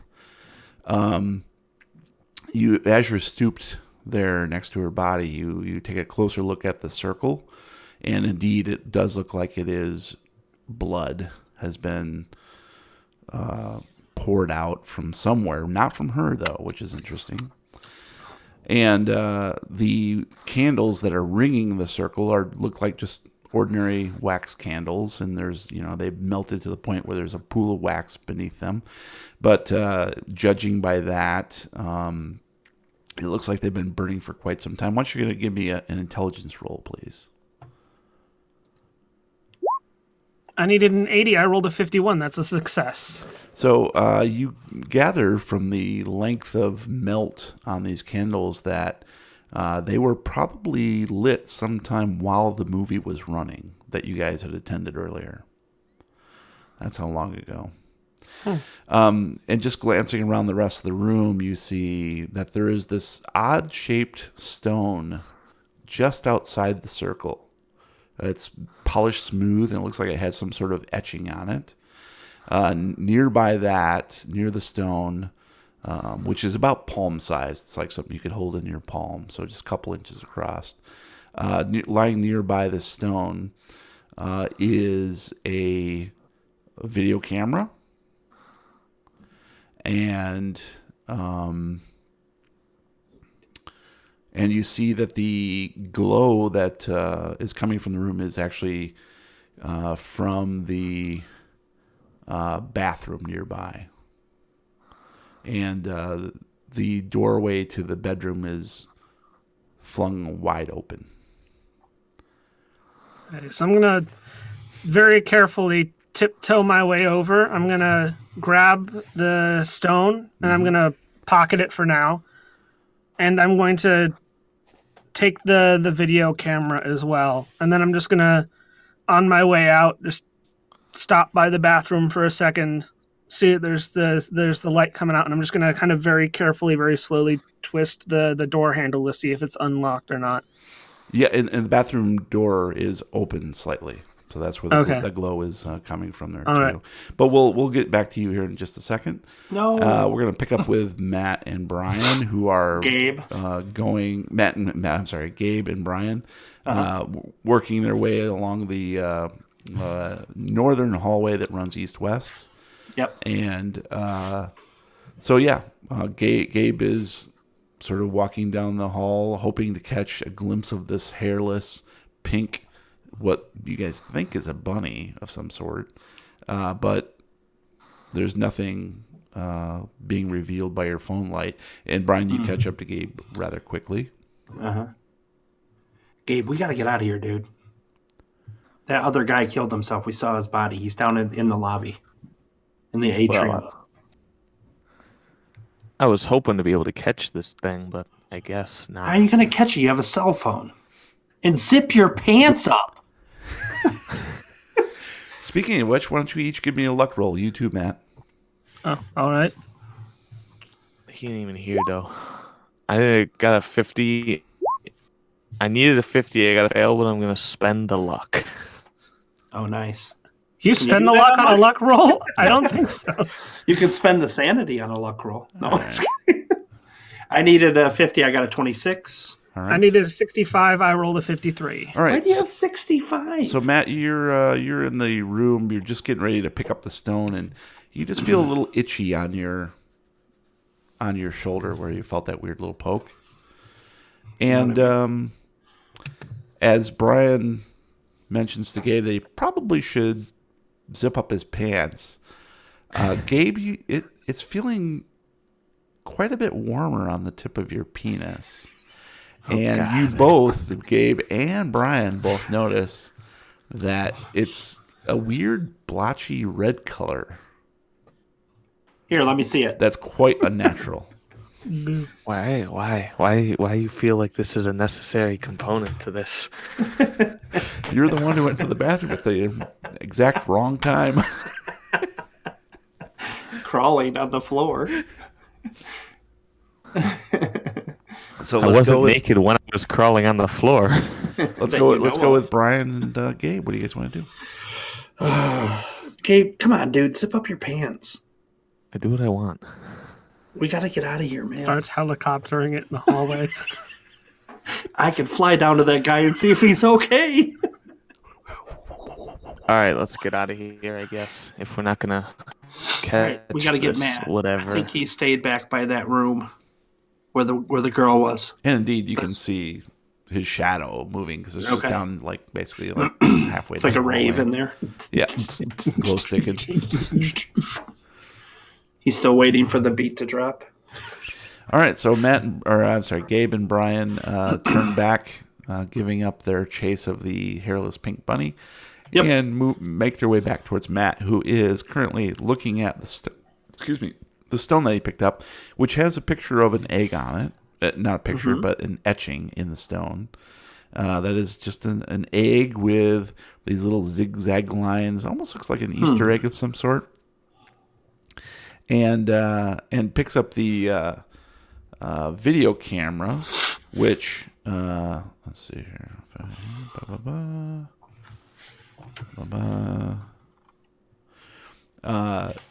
Which is actually, as you pick it up, it's still recording. Oh, snap, Matt. Well, I'm going to stop it from recording in hopes that it doesn't overwrite anything that might be helpful. Yep, it's digital, so yep, you can hit stop, no problem. Yeah, and I'm going to start heading back towards the bathroom. All right. Whoa. So, like I said, the bathroom door is just open just a couple inches, and inside you see a glow is coming from it. And yeah, so you turn the handle and open up the door, and something scurries out past you. And why don't you go ahead and give me a spot hidden? Because I'm really great at that.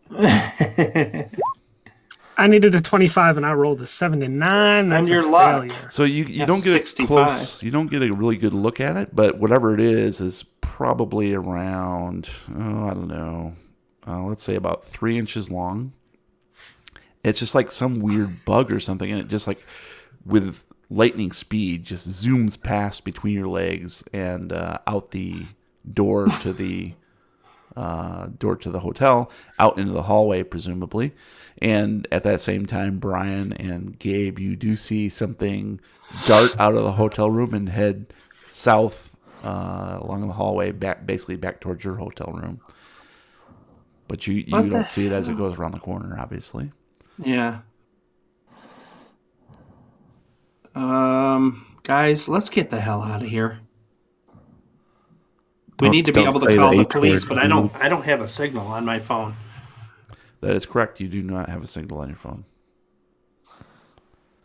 We beat him to it. Matt. Step out of the room. Hey, guys. Gabe. Somebody, for Christ's sake. I think I found something. Let's go back to our room, okay? We can at least get our stuff ready and see what that is that you have and be in a safe space. This is a safe space. Wow, this isn't. That's why I said let's go to the room. I'm going to just start walking towards the room. And if they're not there, I'm closing it. I'm heading with Brian back to the room. I'll also come. All right, so the three of you quickly shimmy and shamble back to your room and slam the door shut, hoping that whatever just went down the hallway didn't actually sneak into your room. And so yeah, you're inside the room. All right, what did you find?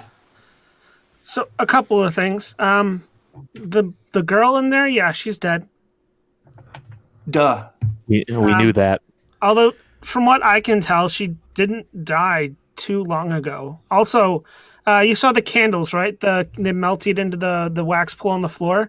We didn't stay that long to look, to be honest with you. So in the circle, around the circle, there are a bunch of really melted candles. If my time spent around a bunch of girls who use nothing but scented candles all day long is correct, melt-wise, he would have had to have lit those candles sometime when the movie was running for them to melt that much. What? They were there, though, for the movie. I'm telling you, it looks like they were lit probably sometime around when the movie started or shortly thereafter. That's a weird thing to just know how to do, dude. Yeah, it is pretty weird. Yeah. But I guess everybody has to have a talent. So you remember those egg stone things we were making fun of in that movie? Yes. I'm gonna reach into my pocket and pull it out. Well, this was in the room. What the hell? It's probably a mock-up for like a prop, yeah. Oh, and I'm gonna pull the video camera out. They were recording everything. Yeah. He's got 40 pockets. It's Skyrim pockets, okay? I can fit a certain amount of weight inside them, and it just disappears. They were recording everything, guys. This was in the room. Let's see what they recorded. Okay, I'm gonna. What time is it now? Let's say it's probably 10 to 3, something like that. Okay, I'm gonna pull the camera out. I'm gonna flip open the little side screen, and I'm gonna start, rewinding through the footage to see if I can't figure out. Digital. Mm-hmm. You don't need to rewind. Well, You don't need to be kind either. Seek or whatever. So go ahead and give me an You know what I mean? education roll, please. It is. Education. I needed a 70 and I rolled a 72. Spend it. But I'm going to spend 2 points of luck to make that work. All right, go ahead and mark those down. And with a little bit of fiddling, you do figure out exactly where the start of the footage begins that you're interested in, because basically it's the whole convention is in there too. And but you're not familiar enough with this particular brand of camera. I was kind of fiddling around with a little bit, and you finally figure it out with a little bit of prompting from Brian. And some luck. Did you guys happen to know that Herbert West Industries made camcorders? I didn't. Never heard of them pretty before. Cool. And now you do. I've never heard of Herbert West Industries before. Yeah, me neither. Huh. Apparently they make cameras. Weird. So with Brian's prompting, so the two of you actually lean in and sort of look at the viewfinder as the footage starts. So, and as the footage starts, you quickly realize that it was filmed in that room in the corner. The image shows Lauren Richards alive and well, and clad only in her underwear, which is how you found her, standing in a red circle in the center of the room. Surrounding the circle are a number of candles which appear to have been burning for some time. Lauren stands facing the camera with one hand on her hip and the other holding a small gray stone. "You're sure you have this right?" she asks. A man's voice, apparently that of the person holding the camera, replies, "You bet. Go ahead. This should be great." Lauren sighs, takes the stone in both hands, closes her eyes, and begins reciting something in a language you do not recognize. After just a few seconds, she opens her eyes and looks at the camera with something of a quizzical expression, to which the camera bobs slightly up and down as if the person holding it was nodding. Lauren gently tosses the stone towards the camera and recites the same strange passage again. As she does so, you can see large boil-like growths suddenly erupt from her skin across her entire body. The growths quickly swell and burst with a spray of blood, pus, and black ichor as dozens of what appear to be large, pink, hairless rabbits emerging from the growths and leap across the room. You hear a man's voice cry out as the camera falls to the ground. The camera lays sideways on the ground, and you can clearly see Lauren's body with a man hunched over it, crying, "No, not Lauren. We were supposed to be protected." The man then staggers to his feet, stumbles out the door to the hallway, and disappears from view. And of course, Brian can put two and two together. He knows that this is Padilla, the director, and when he staggered out in the hallway, that's what led him over the railing into his doom. Dude, they're just shooting a sequel. And I'm going to need each of you, not you, Gabe, to make a sanity roll, please. Again. I needed a 58. I rolled me? a 34. That is a success. I needed a 48. I rolled a 35. All right, so you each take 1 point of sanity damage for viewing that. And of course, Gabe, you can see that they are watching this thing. You can see the glow on their faces, and their features contort in horror. And you can see like they're just on the verge of seeing something monstrous and horrible that may have snapped their minds. And We pull out our really character glad. sheets. You're really glad that you did not watch this thing. Hey, let me see that. Gonna rewind it to the beginning and hand it to Gabe so he can watch the whole We thing. all watch it again until we're at 0. And We have 7 days left to live. Wait, wrong tape. and inadvertently, Matt deletes the video. I was going to test it to see if the language was French, but I guess not. Well, actually, you could hear quite a bit of it because the audio was there, and it was not right, French. It was cool. something that didn't sound familiar. I know to it you at wasn't all. French. Although, actually, Matt, don't you speak Latin? I do speak a little bit of Latin. It was Carpe diem. it was similar to Latin, actually. Why don't you go ahead and give me that roll? E pluribus unum. I needed a 40 and I rolled an 86, so that's a failure. Yeah. So you even though it sounds sort of like it, it's probably some derivation that is ancient beyond what you've studied in the past. So the whole thing just gives you the screaming Mimi Jeemies. BBBs. Yes. And I'm VGs. going to need each of you to make a luck roll, please. Oh boy. I'm staying alive. Staying alive. I needed a 63 and I rolled an 80. That's a failure. I needed a 50. I got a 33. That's a success. Nice.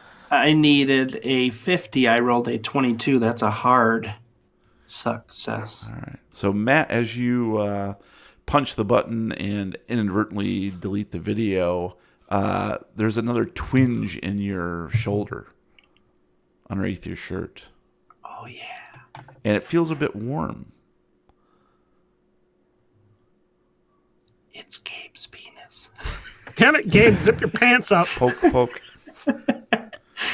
Is this not my warm to you? finger. Does this look infected to you? It does. It does look infected. Well, I have medicine, so I would know if it's infected or not. Thank you very much. Just Look because you at get it. Claritin doesn't mean you Inspect have medicine. this for me, will you? All right. Let me get really close to your... Ooh, And I'll slap it upwards. Brian pulls out the video camera and starts recording. Nice. Oh. Our next movie. Mm-hmm. It's the sequel. So you just deleted everything. Is that what you're telling me? Look, I've never seen this camera before, man, and the controls are all funky, and I don't think the writing Nobody's in this going to thing is believe us. English. We've been in that room. We were at the railing, touching it with our fingerprints. You took the camera from their room. We're now suspects, man. Well, to be fair, a lot of people have probably touched that railing. Yeah, I mean, it's a hotel railing. You can't exactly fault us for touching it. Yeah, I I'm sure that can't, they're not but going to the use police can. fingerprints. I mean, if they were to dust that railing, as yeah. evidence in that situation. Yeah, there's no No. way they're going to be able to get just our fingerprints off that railing. You do realize now we can't leave. That'll look Yeah, even I mean, more nothing's suspicious. stopping us. They don't know where we live. No, they have no records at all of where I live. For They don't the know credit where card I that used live. for the hotel. You're So they know where Brian How about lives. the Hey, rail- Gabe, do you want to go to Mexico for a bit? Yeah. See, me and Gabe are just going to go to Mexico. You can do it. I'm going to go in the bathroom, grab a hand towel, say I'm going to go wipe my fingerprints off that railing. It's And not going to you do do any ours too, good. then. open the door and flap the padlock, the deadbolt Go ahead, lock waste thing your over, time. and head down the hall. All right. Quick, let's close the door so he can't get back in. Realize that that's even more suspicious, does he, huh? Yeah, I know, right? What kind of innocent person takes? I'm a in panic mode, okay, and I'm a little bit insane. Just I mean, like- how just many 3 points of sanity have you lost? 3 points insane. I mean, you haven't hit 5 yet, so you're fine. Once you hit 5, that's when you're in trouble. And that's why he's picking away at us. Roll for insanity again. Oh, you just walked down the hallway? Give me an insanity. You The grabbed the handcuff from doorknob, the bathroom. doorknob wasn't as shiny as yours. Roll for sanity. Nice. So Brian departs the room and heads down the hallway with a hand towel. And we make fun of him while he does it. Nice. So I'm gonna take a second to kind of take a little bit of a closer look at the egg stone rock that I Okay. picked up. yeah. So let me see if I've got anything more of that. But it does appear to be exactly like what you saw in the movie itself. It is exactly. So at first you thought it was a kind of prop, but it feels very substantial, and it's a smooth polished stone. It's roughly the size of a deck of playing cards, although a bit more rounded on the edges.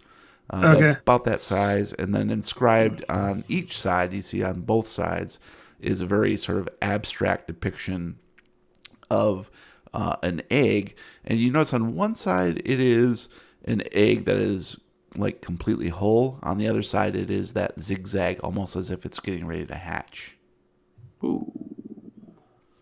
Okay, I'm gonna take it and stick it back in my pocket just so I have it with me in Got case it. something happens. Okay. And Gabe, what are you doing while he's examining that? And Brian is heading down the hall. Can I go look at the body? You gonna head down the hall with Brian? Like find the stairs? What's that? The one down in the Or lobby. like, can I go down the stairs? So Get yeah, a- as you To exit, the lobby? so you exit your hotel room, and to the left, down the hallway a bit, is the exit emergency stairwell, and Brian is heading to the right back towards the room to rub his fingerprints away from the railing. So what do you want to do? You want to head towards the stairwell? Yeah. Okay, so you go basically south along the hallway towards the stairwell, and okay. So we'll do that, and then Matt, you finish. You put the thing back in your pocket. What do you want to do? I'm gonna pack my shit up just in case we actually do need to make a hasty exit. Okay, so you're gonna start packing your clothes and whatnot. Anything you're gonna leave behind? Just as innocent. Brian's ID. Yeah. Brian's wallet with all his credit cards neatly laid out. I mean, you've got that first edition game. You've got a bunch of crap that you picked up at the convention. You got your goodie sack. Gabe You're did right. it right. I'm gonna We- dump we- all of the clothes out of my bag, make sure I can fit the stuff I picked up at the convention in it, and then I'm gonna be good to go. Nice. So that won't take very long at all. Brian, you go back to the railing and you're feeling kind of very unstable, just because you're now in close proximity to that room, and Roll for sanity. and you can quite clearly see like your fingerprints sort of standing out on that railing, glowing. glowing almost, yeah. And you're quite certain that you hear like these random scribbling sounds, just like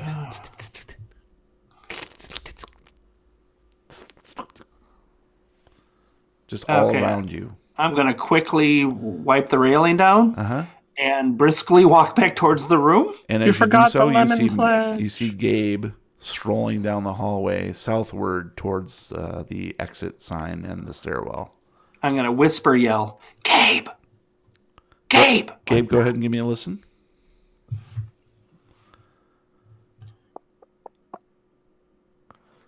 Listening rolls have not gone well so far this time. What? And I needed a 25. I got a 40. That's what I would call a failure.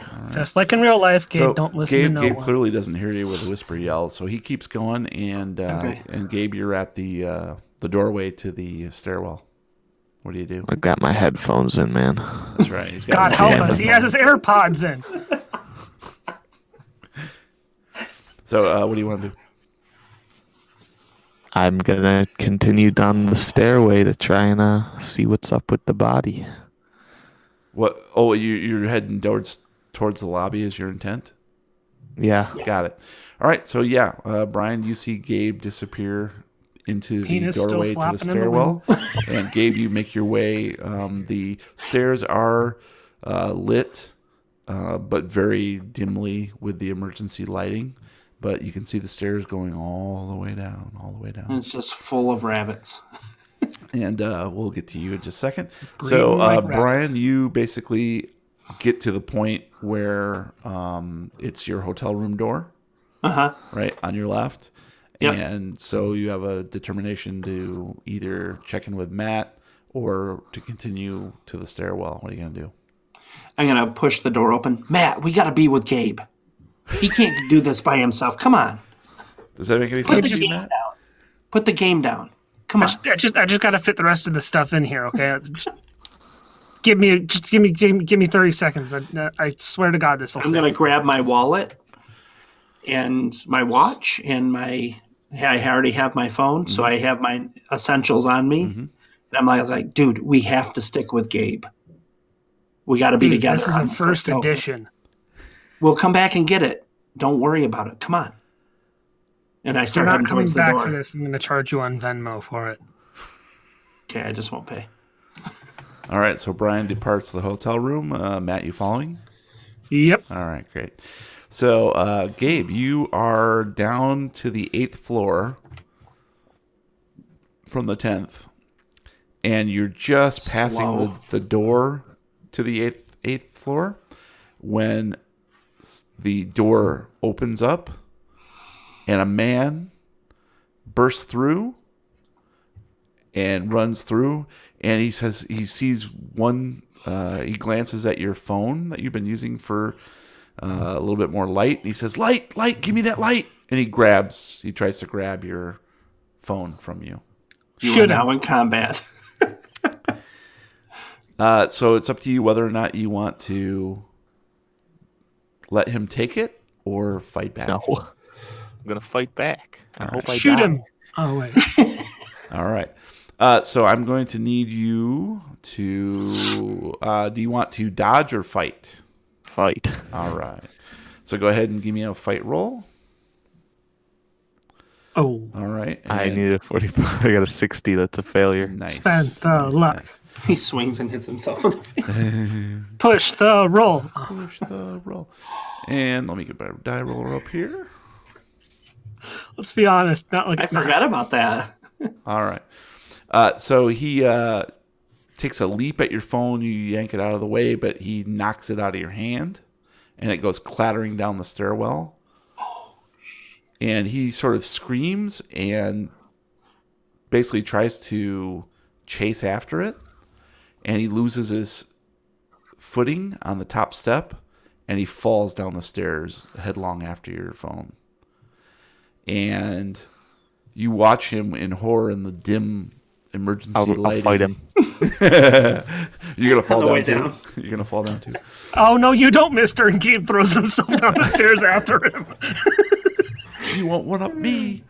So he falls down the stairs, and at the very end, his head hits the bottom step and cracks open with a sickening sound. Oh my god. Sounds remarkably like celery. Exactly. It's full of Cadbury egg. And as you hear this horrible, sickening crack and see this dark chocolate syrup pool begin to collect beneath Sounds his nice. head, I'm going to need you to make a sanity roll. To be fair, I was trying to kill him, so I don't think that it should be sanity, but whatever. Gabe screams in primal victory. Ooh, okay. I'm going I to needed a 58. I got an 80. I Gotcha. do scream in primal victory. go ahead and roll a D3, please. I have to go to the advanced dice roller because alright. that's not an option. That's why I use the common dice rolls edition on the character sheet. It makes it a Where little is it? easier. Where is the common dice rollers? 'Cause So if you click the gear in the top top Left. left, you know where the era controls are. yeah. It says under Oh, yeah. you have air selection, pulp options, additional Nice. options. You can click the box that says common dice rolls, and it'll give you a little something under your magic points that has a bunch of different dice rolls right there. Beautiful. Okay. You can do it, Gabe. There we go. I got a 1. Nice. All right. So you will take 1 sanity damage as you witness away this at me. horrifying sound. Anyone else get the feeling he's trying to kill us? I don't think so.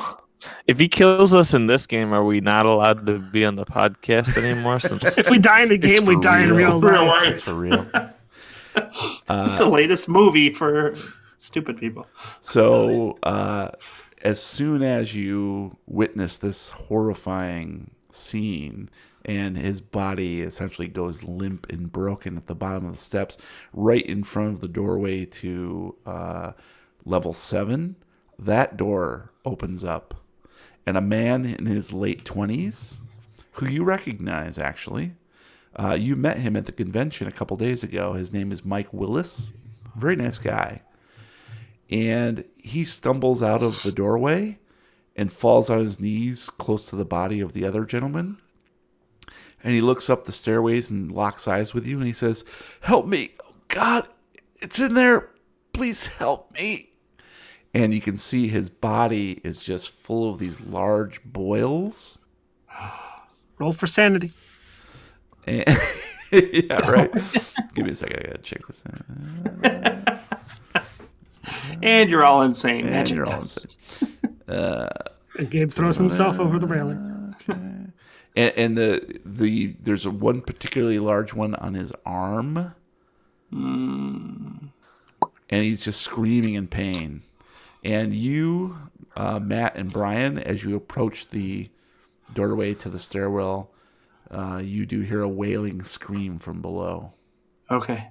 I quickly rush faster to the door and whip it open. It's not me. I'm not a wuss.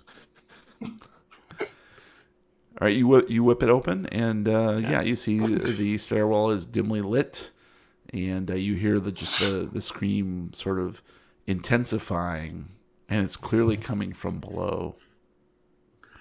I yell out, Gabe! And Gabe, Polo.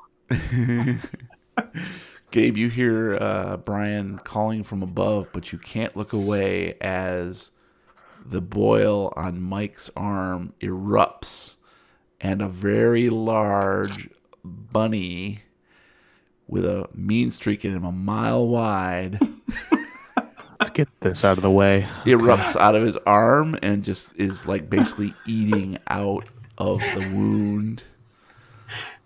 And it flops on the ground at the same time that Mike's arm just basically rots off of his body. And blood is just pumping out of the stump. Oh. And he stump. clearly falls backwards and faints while this thing finishes crawling out of the wound and presumably from deeper within him. And then this bunny looks up at you, gives a little, and then starts rushing up the stairs toward you. Ooh, Punt nice. it, Gabe. Absolutely, I'm going to punt it. What do you mean? That's not even an option. Roll for punt. I failed the sanity roll that you're going to ask me to do right now. No sanity roll. I think we're good there, but we do throw want that away. to. So this is. Let's see here. Blah blah blah. Okay. Blah, blah, blah. Blah blah blah blah blah. Okay, so it's rushing up the stairs toward you. What are you doing? I'm going to kick it. Okay, you're gonna go for Go a for kick. the football punt. All I'm going right. to punt it, yeah. So about halfway up towards you, as it's racing up, you see these spider legs sprout from the sides of its abdomen and start scuttling up the stairs toward you. This weird rabbit spider hybrid. It's a rider. Or a sprabbit. Those damn sprabbits. Oh no, Ma, looks like we got Okay. one of them Are there you still gonna sprabbit kick it? infestations in the barn. No, now I'm going to run up the stairs. All right, so Gabe turns tail and runs. So you are currently on the 8th floor. Matt and Brian have just entered the stairwell at the 10th floor, 2 floors above you. And the spider is at about halfway up from the 7th floor. Spider rabbit thing. Spider rabbit, spider rabbit. So basically we need to figure out some move rates, I think, here. I think Yeah. I've got a move. You got to move it, move it. Right. Mine's an 8. Yes. I have Oh, a no. 9. All right, so let's switch back to Matt and Brian as you hear all of this take place, but you don't see anything just yet, so you're not exactly sure what's going on. Gabe, what the hell's going on down there? That's about appropriate. Yes, that's about right. So you guys don't hear anything other than maybe a sound of terror. What do you do? That sounds like terror. I don't know about you, Brian. I shove Matt back out of the door and pull and hold the door shut. We don't know what's happening, so that's what I would do. Sure. So Gabe, you're at the 8th floor. Are you going to keep going up, or are you going to go out the 8th floor? We're on the 10th still. You guys are. I'm talking to Gabe. I'm letting him know. I want to try and get back to my room. So you're gonna keep rolling up. which floor is our room on? 10? 10th. Yep. Yeah, I want to try and get to our room. Okay. So Gabe bounds up the stairs as quickly as he possibly can. And going. 2 at a time. Let me see Even. here. I want to see if there's anything. And that I'll we clothesline him. Boom, boom, boom. Let's see. Boom, boom, boom. Let's see. Yeah, go ahead and give me how about a dex roll? That seems appropriate. Maybe for you. I need a 50 and a 73. That's a fail. Okay. So yeah, you basically you're stumbling up the stairs. You're kind of missing a couple. You find that the steps appear to be much slicker than you encountered them previously. And you see these like drops of black ichor all over the steps now. From the 8th floor back leading upwards. And you get up to the landing, the switchback that leads up to level 9, and the door is just closing to level 9. And you hear the scuttling behind you. This isn't great. No, it's not great. So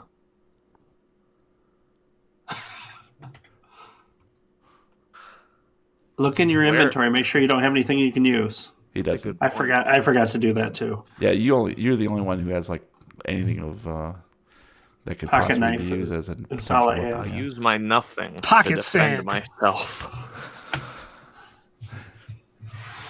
I guess I'm just gonna have to start fighting. All right, so you turn around, Go for the basically punt. halfway. Well, I guess we said you're on the close to the 9th, about halfway. You turn around fully expecting to see the Spabbit about ready to jump on you, and it's nowhere to be seen. I scared him off. Now can you zip your pants up? But unfortunately, as you turned around, you didn't hear, because of your previous fumble, the other Spabbit creep in from the 9th floor, and who is now going to attack you with a bite. Bitey, bite, Guess bite. what? We'll go for the punt. If you guys hear clicking, it's the rain outside my house. It is coming down at an angle. Here comes the rain again, It's raining sideways. baby. And are you going to dodge or fight back? Fight back. All right, do it. All right, so Spend the I failed luck. like 9 Spend the rolls luck, in dude. a row. Spend the I'll luck. spend the luck. I'll spend the luck. Wait, is that a success for the rabbit? no, that is not a success. I No. will spend the luck. Gotta get underneath. So, yep, you managed to fight back, and let's see how many points of hit points they got. Ooh, 3. So, tell me how you fight back. As it's jumping at me, I'll do I'll like whip into crane kick stance Nice. and just kick it out the air. Okay, so that's what you do. You sort of whirl. You're basically on that landing between the 8th and 9th floor, and this thing crept up behind you and tried to leap onto your neck to bite you. And it's this rabbit that's about 3 feet long and has spider legs that are probably each 2 feet long. And in a panic, you lash out with your crane kick and give it a punt. And what you notice is that your toe connects with a hard chitinous underbelly, and it does absolutely no damage to it. But you do manage to kick it further down the stairs. So now you have the opportunity to either keep fighting or to run up to the 9th floor, which is attainable, or keep going up to the 10th floor, which is where you hope your friends are, holding the door shut. I'm due for a success. I'm gonna keep Yes, fighting. you are. Holy crap. Well, I will. Why don't you go ahead and give me an intelligence roll? I'm not that intelligent, despite what you said at the beginning of the game. Yes. I needed a 60. I got a 43. That's a success. You very easily recognize that your foot and your fists are no equal to the chitinous armor that is underneath the fur of this thing, and that without some sort of weapon, you are gonna be toast. I'll keep going to the 10th floor. All right, so you're gonna run towards the 10th floor. Got it. All right, so Matt and Brian, you hear the sounds of a scuffle from far below. I'm going to immediately run back to the room and grab my bag with all my stuff. All right, so Brian, you're holding the door shut, Yeah. and you see Matt just turn tail and run. I turn and run with him. All right. Cowards. We don't know what's happening on the other side of the door. All right. Cowards. And Gabe, you managed to reach the 10th floor door and go out into the hallway, and there's nobody there. Your friends have deserted Get you. to the room. All right. I wasn't looking for my friends ever. I was looking to get back to the room. Yeah. All right. So you quickly sprint down the hallway towards the room where Matt and Brian are doing what? I am yelling at Matt that we don't need our stuff. We need to figure a way out of here. I need it. I spent like They're, $600 cowarding on in the all this corner. stuff, man. Pretty much, yeah. All right. You guys can take it from here. So, I'm sorry, I didn't hear. Did Gabe come in? Yeah, he's there. Okay. Gabe, what the hell was going on in that stairwell? I will punch Brian in the face. I dodge. Okay. No, I forward. No. Cock and float the wagon. I failed. I needed a 45 and I got a 64. I failed. Roll for dodge. 25. I failed the dodge, so we both fall, but separate ways. And then it segues into a kiss. Oh. And then the moonlight that we realize is just some guy outside our window with his pants down. He's mooning us. In the pale moonlight. That's what I was going for. In the pale moonlight. I'm like, Gabe, calm down. I put my hands on his shoulders. What the hell happened? Slap him. I got attacked by a wabbit. I was hunting wabbits, but then the wabbits hunted me. So they're everywhere, is what you're trying to say. I've seen 2. So they're everywhere, is So- what you're trying to say. Oh, so here's the thing. Uh-huh. They're being born out of people. What? And why don't each of you give me a luck roll, please? What about Are you sure you don't want us to do a sanity roll? And I'm sorry, we need to change this up a bit. Brian, Yes, sir. why don't Thank you give you, me a sir. luck roll? Yes, sir. Thank you, sir. Luck. I needed a 50. I rolled a 44. That is a Nicely. suck. Cool. Matt, why don't you give me a con roll? Because you're a con man. I needed a 50. I rolled a 41. That's a success. And Jeremy's Gabe, like, damn it. why don't you give me a con roll? You sure? Sure you don't want to Gabe's dying lose first. all my sanity right now? Come on. Oh, wow, I failed. Shocker. I'm going to spend the luck, though. I don't think you can spend luck on attributes, only on True. skills or. We did earlier in this scenario.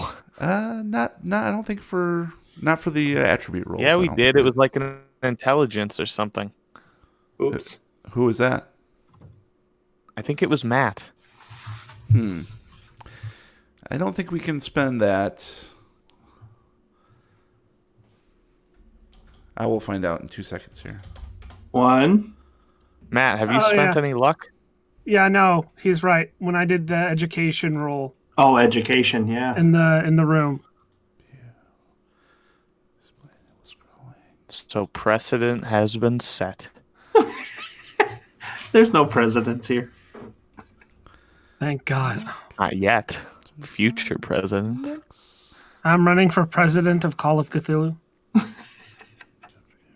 I'll give up my soul first.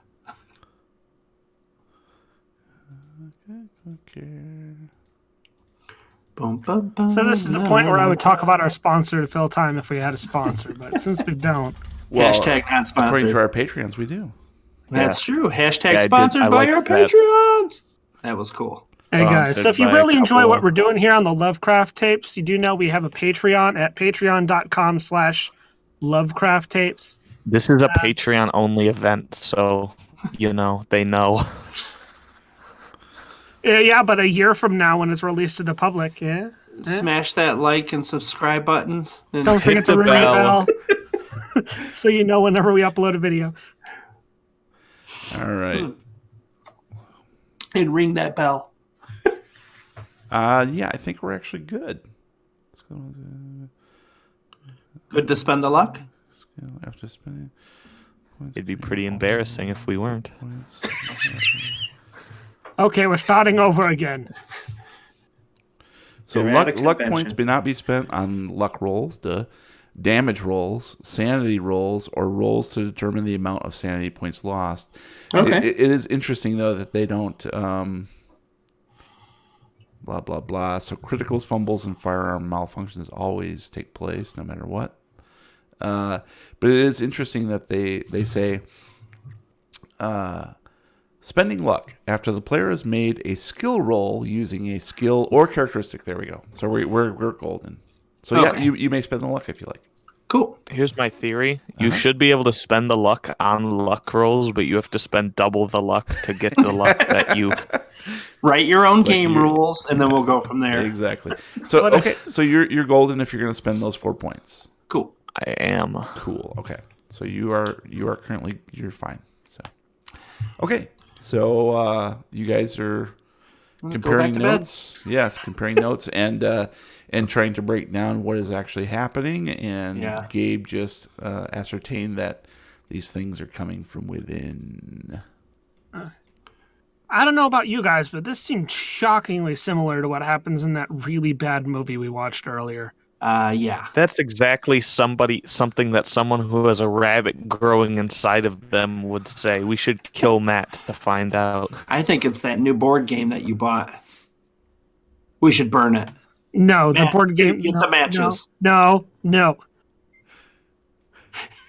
I concur. I will cut I'll grab a the board Hirsch. game from his bag. No, you. I'm gonna punch grabbed the Gabe to board stop game him from from grabbing the board game. We're all in the three-way I'll fight combat. back. boom, boom, boom, boom, boom. Oh, this is Reservoir The Dogs, bag. but with like board game. Oh boy, guys, what are we gonna do? We got to get out of here. We can't take the stairs. There's no elevator. I'm not doing what the other guy did. Does Let's anyone get a actually taco. remember what happened in that movie earlier? Was anyone actually paying attention? I stopped about like 15 minutes in. I don't know about you guys. All I know is that they had these eggs and they were running with them to get out of the forest and being chased by imaginary rabbits, which maybe not be imaginary at this point. I don't know. All right, I figured it out because I have big intellect. Oh, how big? These, pretty big. These eggs have to be connected to the rats lay eggs. Okay. Uh-huh. So you're going to lay an egg? Easter. Rabbits, eggs. It all ties together. It's in the Bible. I definitely think that the rabbits are trying to get these eggs, and that's why they're attacking this hotel. So if we take the egg that we have and And throw smash it down, smash it, or throw it down into the lobby, maybe they'll all go to the egg.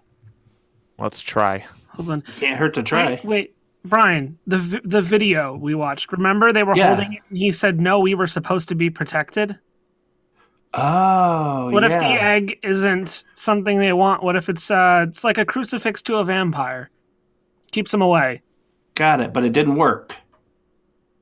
So you want to try it? It's you all go you, out there with the brother. egg. You Hey, Gabe, hold I the need you egg. to go out there with hold it out in front of you and yell, in the name of our Lord and Savior Jesus Christ, I command thee to stop.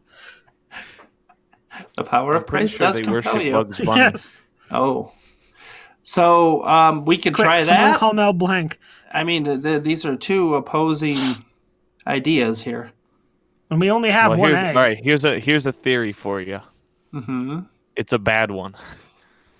We throw the egg, and we watch it. And if they avoid the egg, then we know it's a crucifix type egg. And if they go and get the egg, we know that I'm a genius.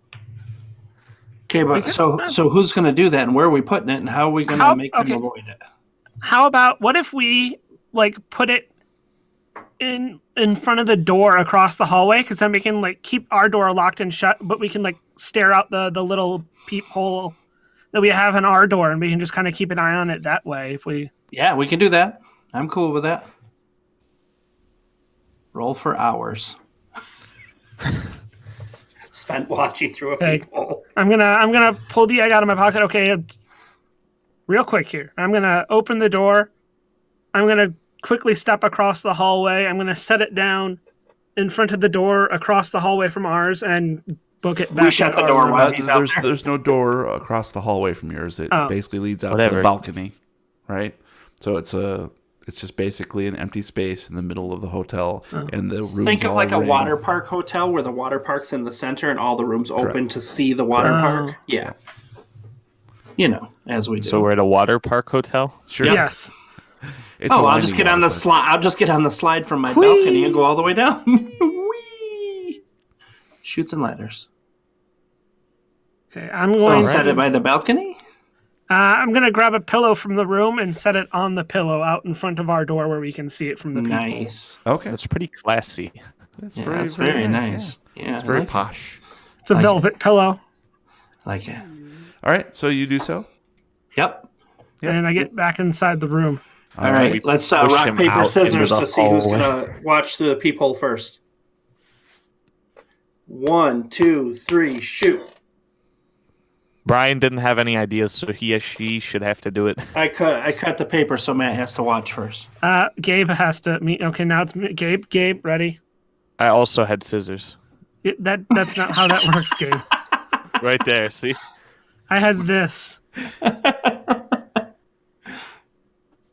You take the first shift, Matt. Fine. Like an hour, just an hour, and I'll take your first shift. Just 6 hours, dude. No biggie. No biggie. All right, so you set the rock on the pillow and close the door, and Matt proceeds to spend an hour peeping out the peephole. 15 minutes goes by. Brian, please give me a luck roll. Yes, sir. Yes, sir. Thank you, sir. I needed a 50. I rolled a 34. That's Matt, a suck. please give me a con roll. I needed a 50. I rolled a 32. That's a success. Gabe, please give me a con roll. Spending the luck on this failure. I needed a 50. I got a 51. How did I know that was going to happen? Oh, this is so great. Nice. So, this. the Matt and Gabe, your various spots on your body, the shoulder and the pee-pee, continue to be sort of warm, like sort of maybe vaguely bubbly, throbbing. Yeah. Ooh. But just looks like a red spot on your. Wow, that's normal. On your shoulder and your pee-pee. Gabe is throbbing like a steam train down there. So that was the first 15 minutes. What would you like to do? What are you guys doing, Gabe and Brian, while Matt is continuing to peek? I'm trying to get a little bit of rest, just kind of laying back. Every once in a while, I'll get up and look out the window, see if I see anything. Okay. And Gabe? I'm practicing my French acting skills.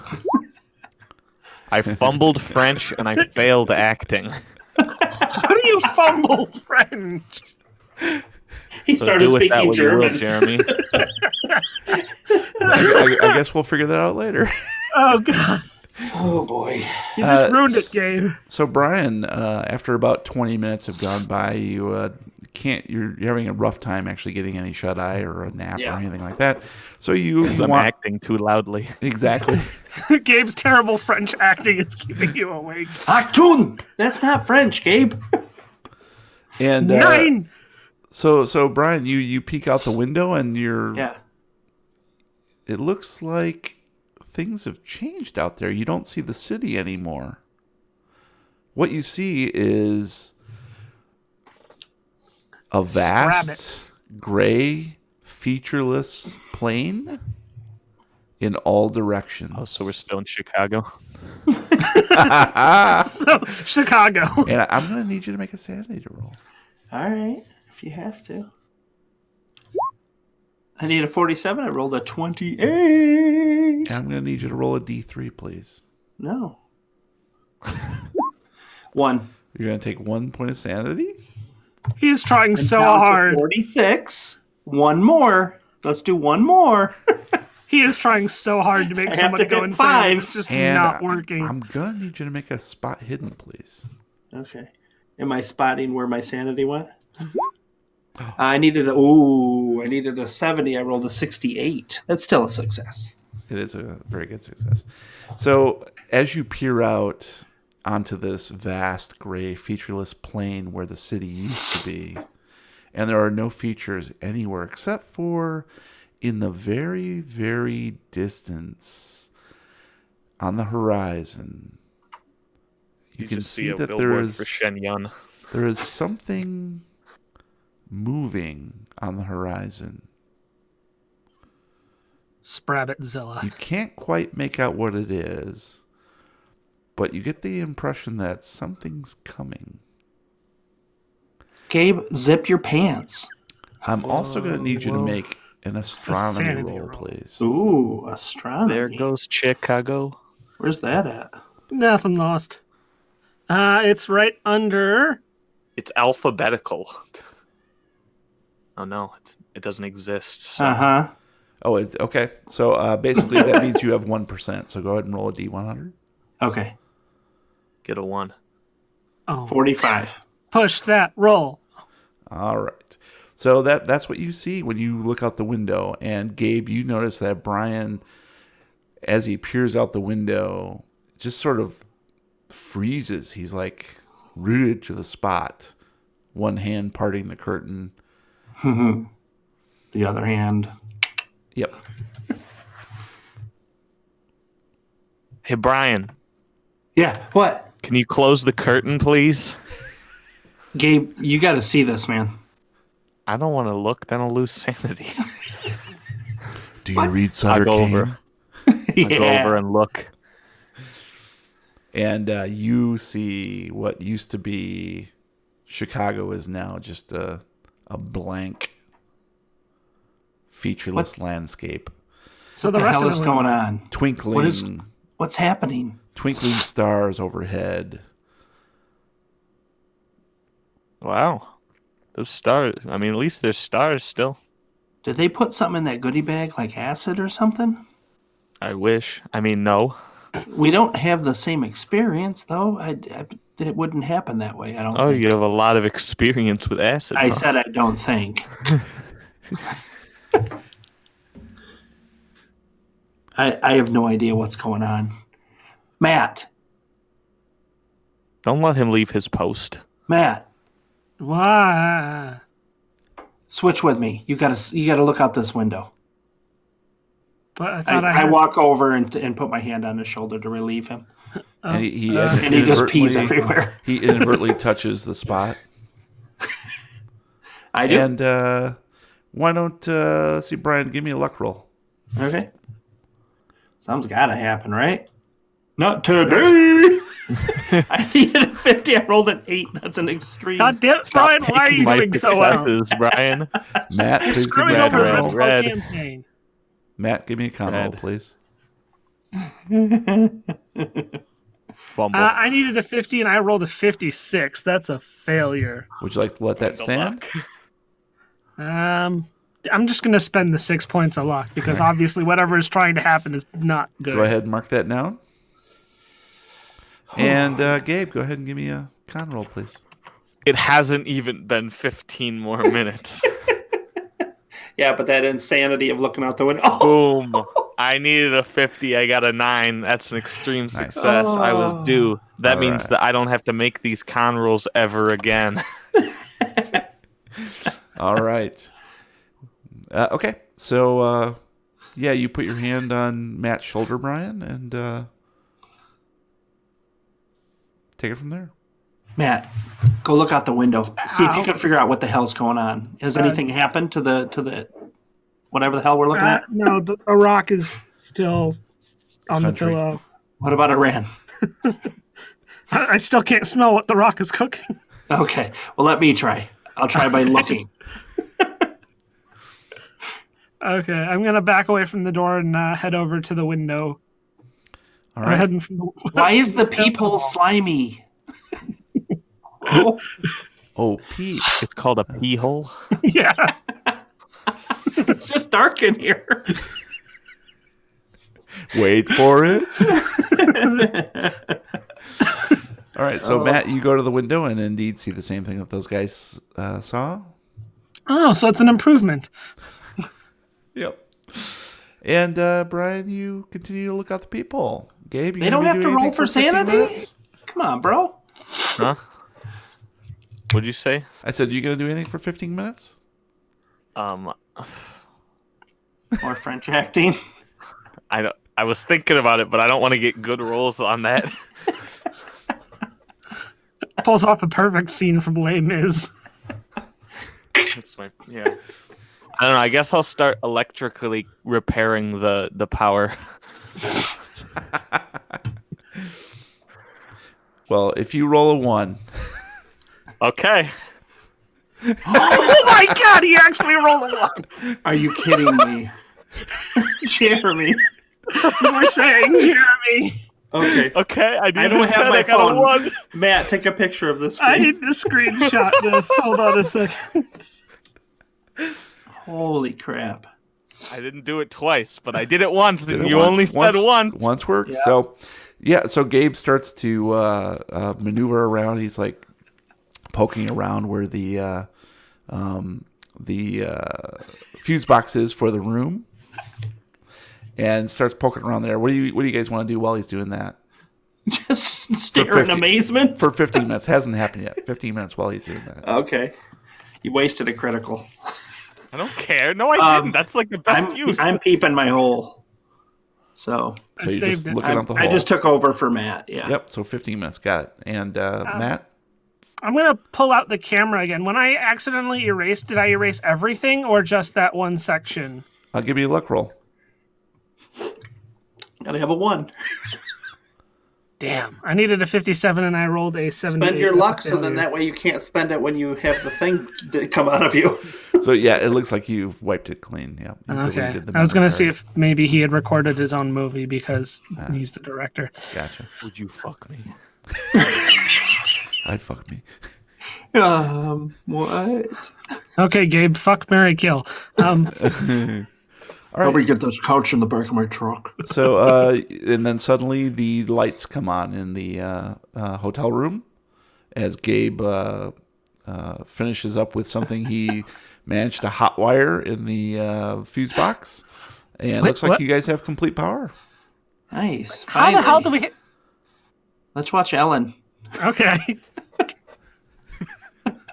And I'm going to need Brian to make a luck roll, please. Finally.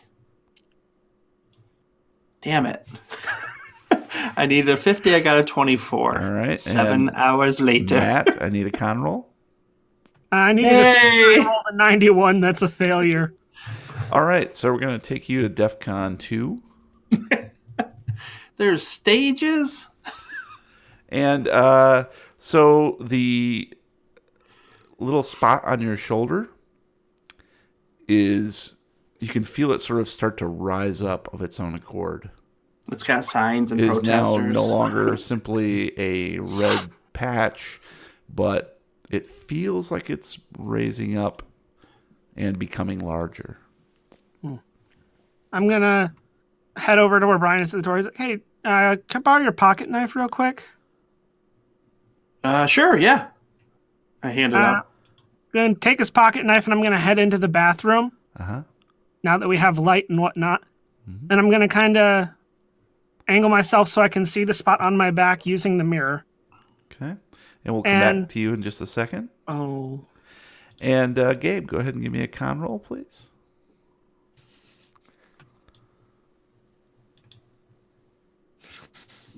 I did a 50. I got an 85.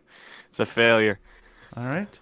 I just So- like to point out that's 2 shows in a row. Where last show you said where you got a 4 and they're like you need a 3, and I got the 3, and then this show I'm you're gonna like stop you need a doing that. 1, and I'm I gonna got stop the doing 1. Stop telling Gabe to roll things because that's how he does it. All right. So you feel, just as the lights come on, you feel something moving in your I'll spend a groin. luck. I don't think you have enough, do you? I do, but I'm not gonna. I'm just gonna let it Okay. happen. And so something is clearly paining you down there. And it's getting to be a little excruciating at this point. He has crabs and syphilis at the same time. What would you like to do, Gabe? Express that I am in pain. I don't know. Hey, Hey, Matt. I know, Dr. Matt. I need your help real quick. Suck out the poison. Suck the rabbit out, please. Oh. All right, so Matt, let's talk about you. All right, let's see what we got here. Okay, yep. So you look in the mirror, and of course now you have full light, so you can see the horror of what's happening. The little bump on your shoulder, and it's basically just right here on the tip of your shoulder. Let's say. All right. Is about a half-inch across, so it's not very big, but it's just slightly raised up, and it's bright red, and it has these sort of faint red lines radiating from the center of it. But it almost looks like just a pimple at this point, but it's quite warm and it's red. Mm-hmm. And then you hear Gabe calling for you. Just 1 second, Gabe. I'll be right there. So I'm gonna kind of pull my shirt back a bit so I can get at it. I'm gonna wash the area, and then I'm gonna take Brian's knife and I'm just gonna kind of cut into it a little bit. Okay, and it just oozes out a little bit of pus. Yummy. Okay, I'm gonna take some paper towel and kind of make a makeshift bandage out of it and stick it on there. All right. And actually, the hotel has some bandages they've provided for you. So just some regular old Band-Aids. So I'm just going to stick a Band-Aid on it. Cool. All right. You do.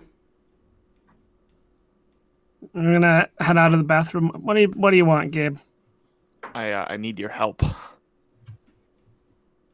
With what, Gabe?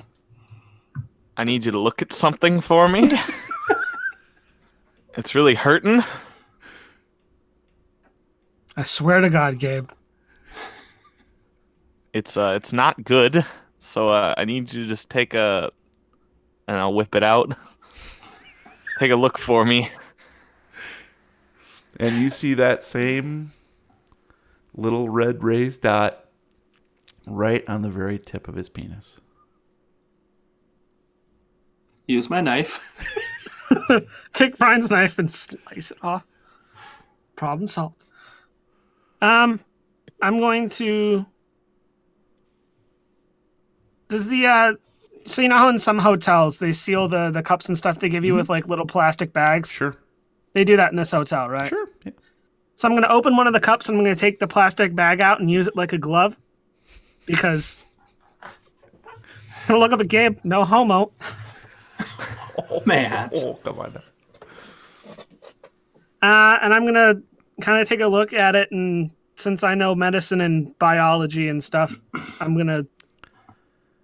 I guess I have 50 in both. So I'll just roll one of the other two to see if I can't learn anything about it based on what I can see right now. Okay, that's fair.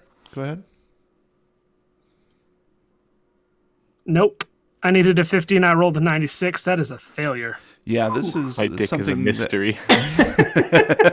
This is something that is very strange to you, and the fact that it doesn't appear on the exact same spot on your bodies or even remotely close it doesn't make a whole lot of sense. And the rapid growth of these things is also very disconcerting. But I mean, you can't identify what it is or how you might alleviate it.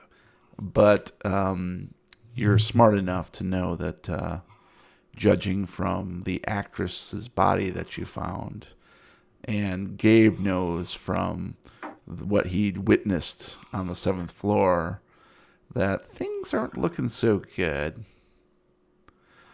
Did you say rapid growth? Mm-hmm. All right, I'll keep it. That's fine. It's worth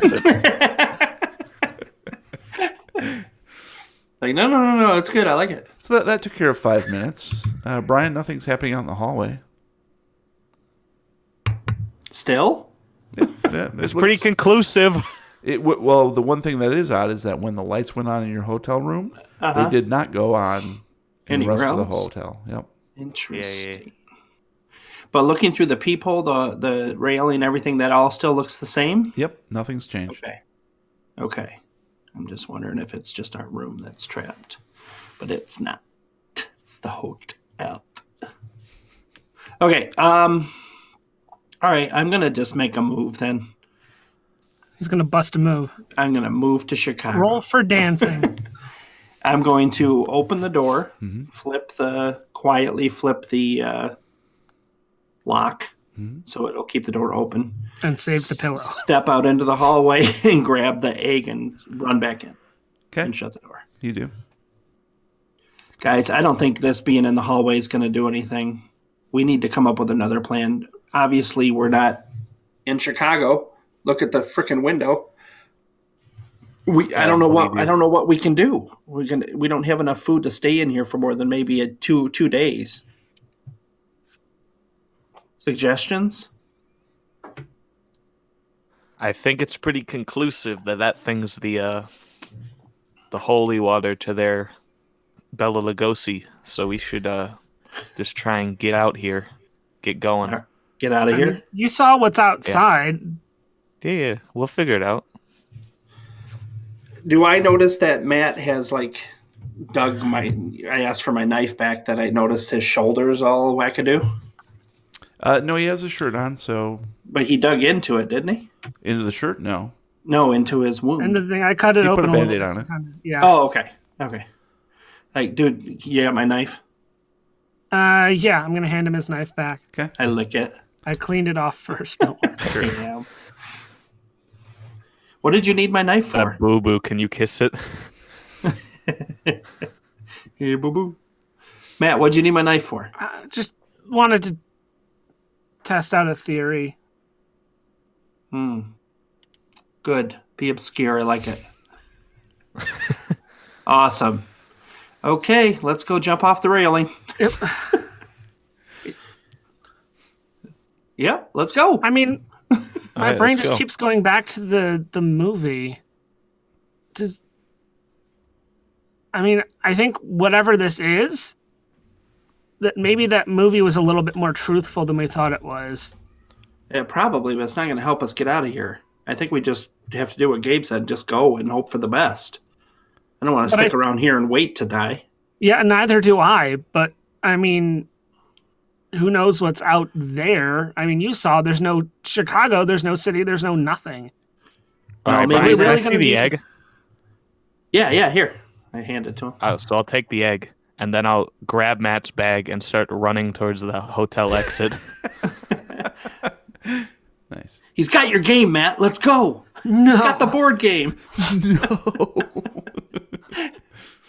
So I'm ready to leave. I'm like, guys, we just need to get out of here. Let's take everything that we can that we think we'll need to survive and just go. I don't want to sit here and wait to be attacked. Cool? I Good? agree with you. Hold on. I still have Yeah. all my first edition books in my bag. I think it's the movie. No, the movie was based off of one of his books, right? That is It was true. an adaptation. Yep. So why don't I pull out vaguely. the book that the movie was The based books are on always better, but yeah. and see if the book has anything in it that we can use? Let's do it. So I'm going to go into my bag and I'm As going to we run. go into my bag and find the book eggs or whatever the Do you original book know was called. how many It freaking was called 15-minute time periods are going to pass while we read this book? That's the point. We need to die so we can be done. And I want to kind of try and skim through it for any kind of helpful lore or anything on what these things are or how to beat them. All right. They're s- wabbits. Just beat him. Yeah, exactly right. So, Brian and Gabe, what are you doing while he's skimming this book? I'm going to start gathering up. I said, you got 15 minutes till we roll again. For every 15, I'm gonna like hold a lighter over his bag, and for every 15 minutes he takes, I'll burn one item. No, you won't. Matt, you've got 15 minutes. I'm going to gather up what we can, what we're going to need out there. Find what you can, otherwise we got to go. Okay. All right, so I'm going to just start gathering up. I'm grabbing everything, toothpaste, everything you can think of.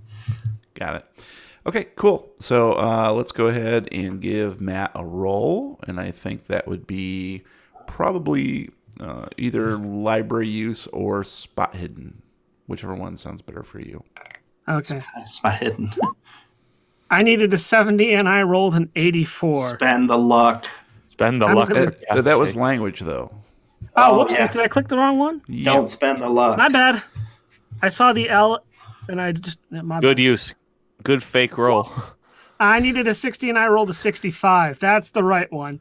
But I am just going to spend 5 points of luck to make that a nice roll. Nice. What does that bring your luck down to? 52. All right. That's not too bad.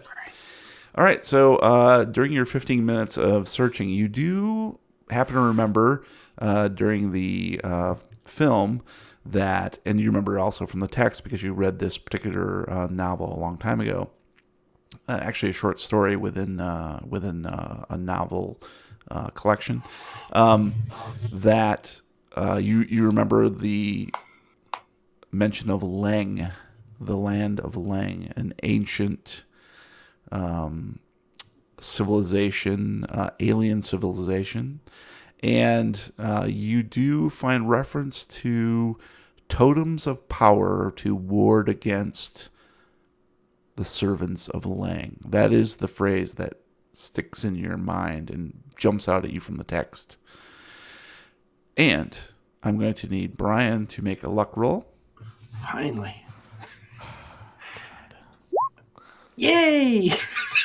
I needed a 50. I got a 54. Okay, and that is you feel a little pinch on your left thigh. Gabriel. Inner thigh or outer thigh? Yeah, no, it'd be the outer thigh, just above the kneecap, and it just feels like a little pinch of some sort, and you get kind of a little bit of itchiness. Like, damn it. Matt, smacked I my need you leg to make like a it's con roll, bug. please. I needed a 50. I rolled a 43. That's a success. So what happens is you feel this thing on your shoulder spread significantly over the course of the 15 minutes. And it is, you can feel your shirt scraping against it, and it's kind of very sensitive. And you lose a hit point, buddy, I knew it. Okay. as the pain intensifies I knew it. in your shoulder. Gabe, I need you to roll a con, please. I'm spending the luck. I don't care. So you rolled a 50, 76. or you rolled a 76, and you needed a 50, so that would be 26 luck. Oh, God, Gabe. Never gonna How much use luck this do you character have? again. And how much do I you now have have left? 15 luck. I had 15. 41. Okay. Jesus Christ. And actually, you know what? I'm sorry to say, you don't have enough luck to overcome this. Well, no. Wouldn't it just be the same thing as him? Yeah, but unfortunately now it's a hard success is what you need. He didn't get a hard success. That is correct. He did not. Yeah, which is why it... So you went out feel one. this thing at your groin start to grow. He's Yeah, like, well, I was "Yes!" looking. No, so what I was doing, I was looking to just take the hit point, not have it advance Yes, like you it get did both. for Matt. You get both. That's bullshit. But So- okay. Instead of So it you- coming out is what's happening. No, yeah, that's what I was trying to do. Yeah. Because Yeah, it's not the coming same- out. So you feel this just a terrible pain at your groin. You take a hit point because of that, and you feel the flesh expand at your groin. Oh. And you can feel it just rubbing against your underwear, and it's just like it's very sensitive and painful. You're afraid to look at this point. Oh, Matt, will you look at this? So that's where we're at. All right, let's wait So 15 did I more spend minutes. the luck or not? What happened there? No luck spent. You can't reach it by spending luck at this point. Okay, so I'm ready to go. It's been the 15 minutes. Mm-hmm. So am I. All right, Matt, let's go. All right. I I'm was gonna ready grab to my go bag. before the 15 minutes, Matt. Okay, so from what I've read, I think we're on track with the egg. The book says that there were symbols of power that warded against these creatures. Okay. So I do think the egg is supposed to be some sort of protection. So I think as long as we stick close together and whoever wants to be out front gets to hold the egg. I'll do it. All right. Egg. I'm going to hand him the egg. Okay. I swallow it. Nothing will kill me now. Aha! All I'm right. carrying the egg in my left hand down near my thigh. Warding off that little bite. All right, so I'll go approach the door. Say, guys, we just want to be quick and quiet. If anything we see, we run past it. We just keep going. We don't stop to fight. We just keep moving. Okay. Agreed. Yes. Sure. Podcast. Okay, so There's this thing called dramatic pauses, Brian. he can do that on the other end. No. Open the door and look both ways. Before crossing And- the street. Walk out and hug the wall the whole way to the staircase. All right. So single file, Brian, then Matt, then Gabe. Is that the general order? Yep. All right. Cool. And you make it to the stairwell. No problem. Yep. You're on the 10th floor. Okay. Should we go up or down, boys? Down. Okay, let's go. Don't even hesitate. We just go. Okay. Hugging the inside rail. So as you approach level 7.5 Yep. is when you see the body of the first guy who fell down the stairs and cracked his head open. Yep. And the other guy where it bursts out of him, right? And just below on the next landing at 7, not 7.5, but 7, Yep. is the guy that you guys all recognize, Mike Willis. He is clearly bled out from the stump in his arm, Oof. and he is now dead. Damn. And of course, you can see these eruptions all over his body, which are now just gaping holes, dripping, sort of like congealing blood and pus. Eesh. And as you go down, Brian, you're approaching the landing in front of the door to the 6th floor, and you can see this hulking mass that looks like a bunny with spider legs. And it's much bigger. It looks like it's about 5 feet length. Okay. And the legs are about 2.5, 3 feet each. And as soon as you see it, you need to make a sanity roll, please. Okay. Since you're right in front. I just pooped myself. I needed a 46. I rolled a 72. Please roll a d10. Ooh. Why did we give the egg to the guy who's going to go crazy? 7. So you take 7 points of sanity damage. Yeah, he's crazy. And as we know, if you take 5 in any one roll, then we have to do a bout of madness. Cool. Just freaking die right now. Do you have a roll there for bout of madness? Yeah, real time or summary is the which one do you want there? I think real time's good. Sure. All right. 8 rounds. So you have incurred psychosomatic Blindness. disability. You wanna suffer be blind, blindness, deaf, and or the loss of Yeah. the use of your limb or limbs for 8 rounds, 8 minutes. So why? death. So does he get to choose? Yeah. I think. Well, it's based on essentially the situation. So in this case, I want to say that it's probably going to be blindness. Yeah, because of what I saw. Yeah, Makes sense. I think just the terror, like he's just this white terror envelops him, and he can't see anything. So what? How come it has to be white, huh? What Matt and Gabe see is Brian immediately shrink back against the wall and look out into the base of the stairwell. At the same time, they notice this lurking shadow scurrying up the steps towards them. Guys, listen. Do you smell something? It's my brain on drugs. I can't see. Guys, I can't see. If we just look at it in the reflection, then we don't take any sanity damage. I think we're actually okay because mirrors. Brian hadn't encountered this. You certainly have.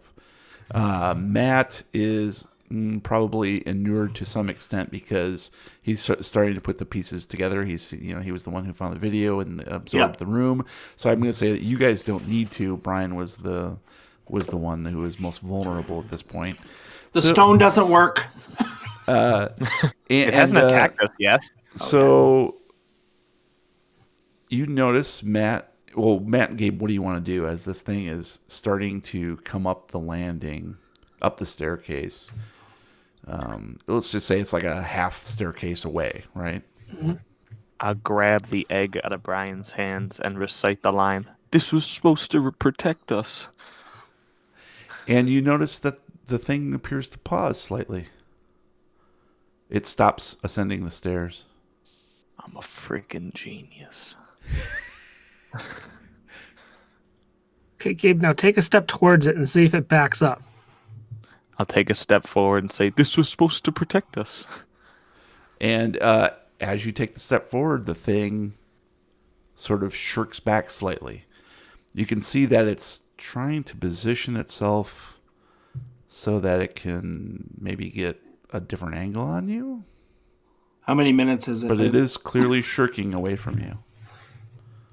I will continue then to do what I've been doing. Okay. Cool. And I'm going to tuck in behind Brian since he can't see anything right now. Mm-hmm. And I'm going to put his hands on Gabe's shoulders and tell him just to hold on. Okay. And make sure we all stick super close together right now. All right. So you continue down the stairs, Gabe reciting these things and holding the stone out in front of him like a ward. Getting cockier with every step. Absolutely. This thing's supposed to protect us. And what happens is the creature sort of slinks away a couple steps, keeping a distance from you, and then it leaps into the air and adheres to the bottom of the steps above you. Touch it to it. Oh, it's way up. So it's way above you, but it's above you now. I'll hold the egg above my head. All right. Keep it like idiot. And you continue down, and it keeps the same distance away from you, sort of scuttling, but keeps on the ceiling. Jeez. And as you pass it, moving by the 6th floor door, it follows at a distance. I'll keep the egg. I'll always keep the egg in the direction that it's in. Okay. We just make it simple by saying that. All right. And so you proceed down, right? I can't see. I scream. All right. So I don't care if your legs don't work. you approach the ground floor door. The thing is still behind you, but you've managed over the space of, let's say, 15 minutes to get to the bottom floor. So And that I'm not blind anymore. Yeah, Brian, after about halfway point, let's say, a level 3, your eyesight starts to fade back in. You can see again. Oh, Although you are pretty shaken up to see that this thing is following you. yeah. And at this Get over it, stage, wuss. I'm going to need, just as you're about ready to open the ground floor door, Brian, I need you to make a con roll, please. Ooh. Oh, wow. Oh, no. I needed a 60. I rolled a 94. Okay. So we're going to take you to DEF CON 2. Okay. And the bump, the little patch on you, the itchy patch on your left thigh is now slightly raised up. You can feel it I underneath your raise you jeans. up. Matt, I need you to make a con roll, please. I needed a 50. I rolled a 98. It's a failure. Here This come the isn't fails, going well. boys. So we're going to take you to DEF CON 4. And the bump on your shoulder is now about 4 inches across. And you can feel the skin starting to split. And you're pretty dang certain that you feel something moving underneath the wound. You're going to take 1 hit point. All right. And you're going to make a sanity roll, please. I needed a 57. I rolled a 23. That's a hard success. Nice. You're going to take 1 point of sanity as you realize that something might be inside you. But It's me. you also get to realize that now that you feel something moving, that maybe it could be extracted with a very steady hand, a very sharp blade, and no failed rolls. And Gabe, I need you to make it a con roll, and it's got to be a hard success. Doesn't even matter. I got a 50. I need a 50. I got a 70. All right, so the same thing happens to you. You're at DEF CON 4 as well, and you feel just a crippling pain at your groin as something starts to squirm underneath the skin, and you can feel that it's going to be bad.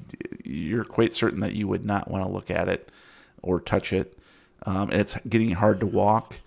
And you're going to take 1 hit point, of course, and then you're going to make a sanity roll.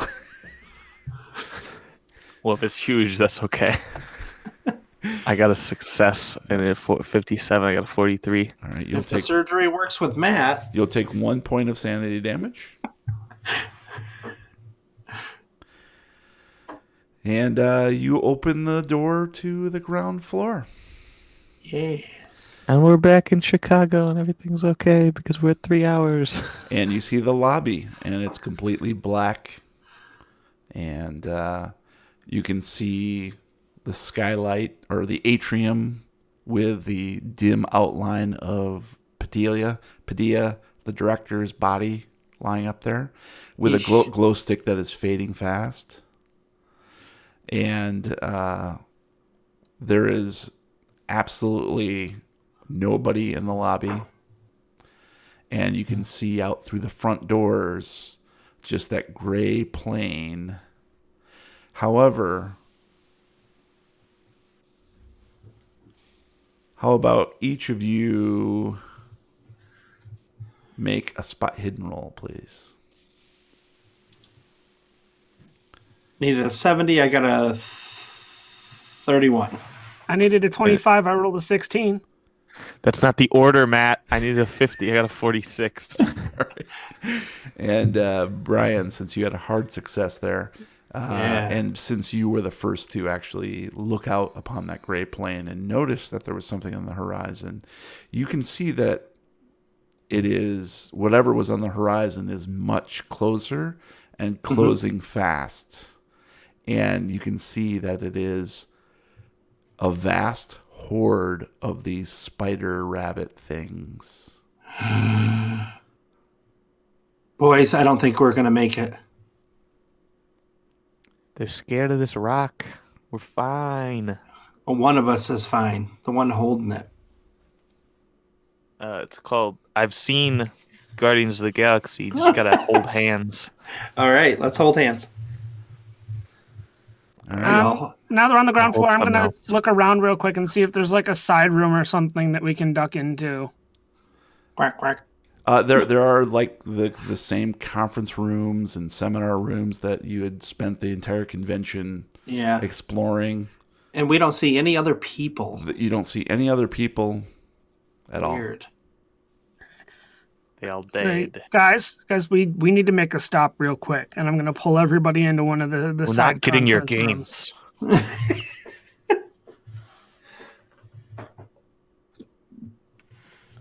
games. While we're in the room, I'm gonna take the bag off. I'm gonna pull my shirt off so I can see the thing on my shoulder. I'm gonna say, Brian, I need to borrow your knife again. Okay, you hand him my knife. What the hell are you doing? And actually, guys, we need to retcon a little bit of this. I apologize, but I missed a little something here. So, Okay.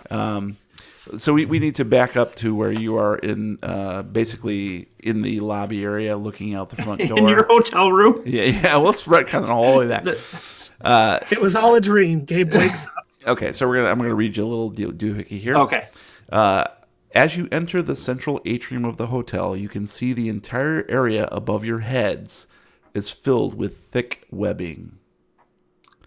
Hanging from the middle of the webs above the fountain is a huge bloated spabbit, or rider, easily the size of a large automobile. The creature has dozens of tiny red eyes set into a face containing strange, vaguely human features. In its legs, it holds a thick, man-sized bundle of webbing into which long fangs are sunk. In the fountain underneath this monstrosity, a number of similar bundles lie collapsed in a heap. And still more bundles, dozens of them, are hanging from the webs throughout the atrium. And I will need you to make a sanity roll, please. Oh, Of course, that's why you retconned it in, huh? I needed a 39 and rolled a 64. Oh my god, man. I needed a 56 and I rolled a 1. That's a critical success. Nice. I did a 56 and I got 100. That's a fumble. Oh boy. Okay. Oh god, the irony is too much. Oh lordy. Okay. It's too much. So Brian, you're gonna need to roll a D10, please. Why? I gotta roll a D100. Gabe A loses 4. all his sanity and Four. it transfers to me. And I've had how 3 much fumbles in sanity this do scenario. you have left compared to the middle one? What was your question? I said, how much sanity do you have left after that 4 points? 36. And what is your middle value? 50. So I think basically 1/5 is what you need to. So basically, we get 10, right? Missing 10 is 1/5. And so you are going to suffer some more madness. Oh, yay. Real time. Actually, no. This might be a little different, buddy. Summary. Boop. Summary. Yeah, let's do summary. Boop. All right. So go ahead and roll me a D100. 60. All right. You're afraid of spiders and rodents. All right. So we'll get to you here in a sec, Brian, because this is right. actually we can just do you right now. Okay. So you're quite certain that whatever brought this spider rabbit creature to Earth and to this hotel was based on or caused by a meteor that fell to Earth just a few days ago. You read about it in the news, and you're not sure why you didn't put 2 and 2 together, but this meteor cracked open and unleashed these creatures. That's what you see on the plane outside. And there are more meteors coming, and they will be here any minute. Oh, great. And we need Matt, you're going to take 1 point of sanity damage. All right. And Gabe, you are going to take 10 points. Even with the critical, he still took one. Yeah. And so, Gabe, you're going to take 10 points right off the bat. Boom. You're going to incur a bout of madness. Shocker. And what is your current sanity level? 46. Out of 60. Okay. So that is, yeah, I think you're actually going to do a summary as well. So go ahead and click your summary.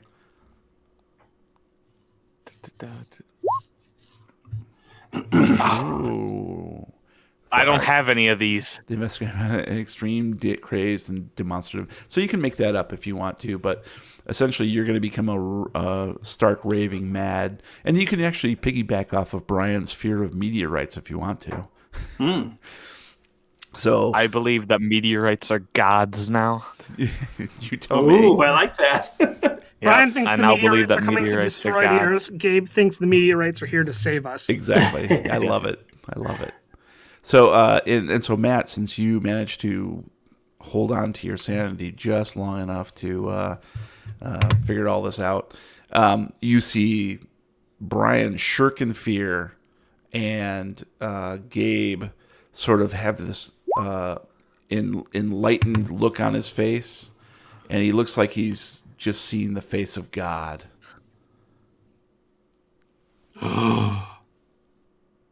You two okay? I'm kind of trying to do something important here. You want to...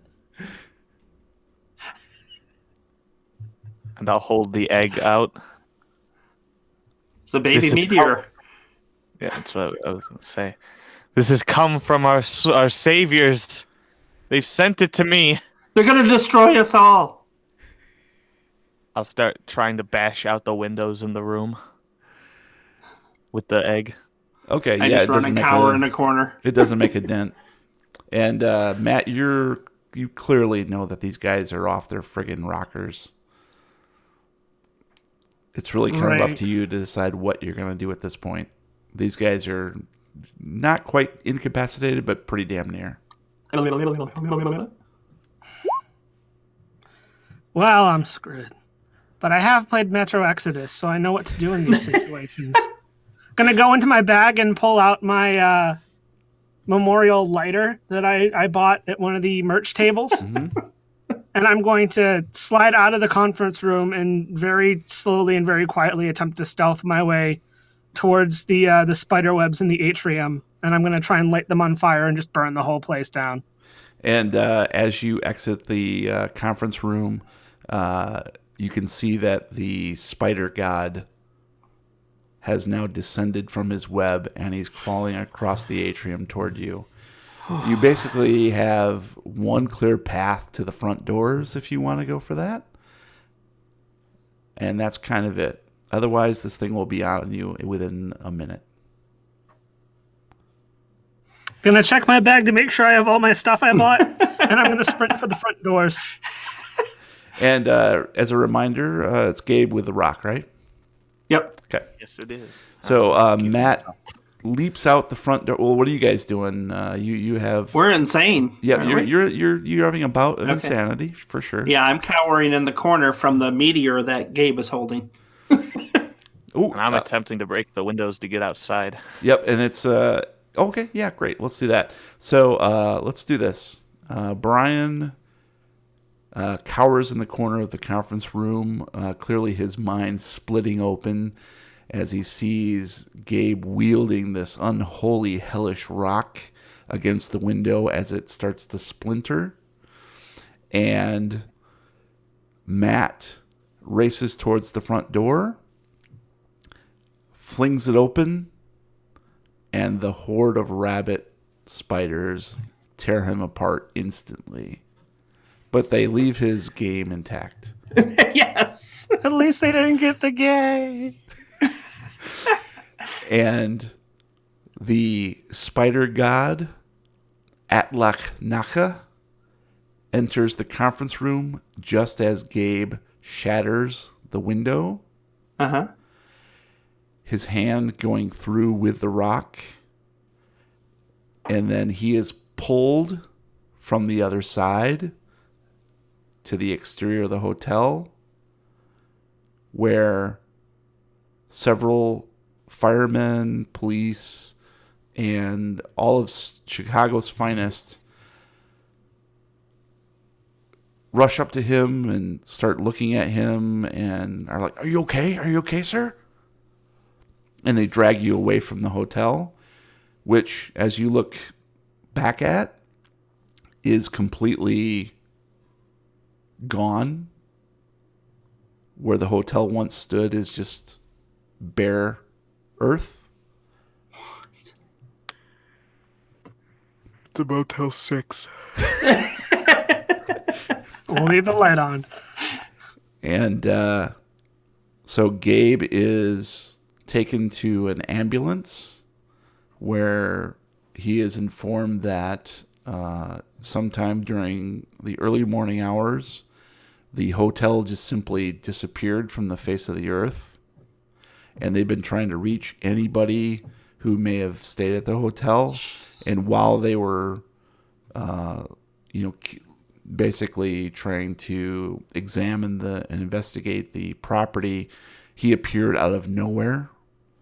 You don't have any kind of wound on your body. The bite on your penis is completely gone.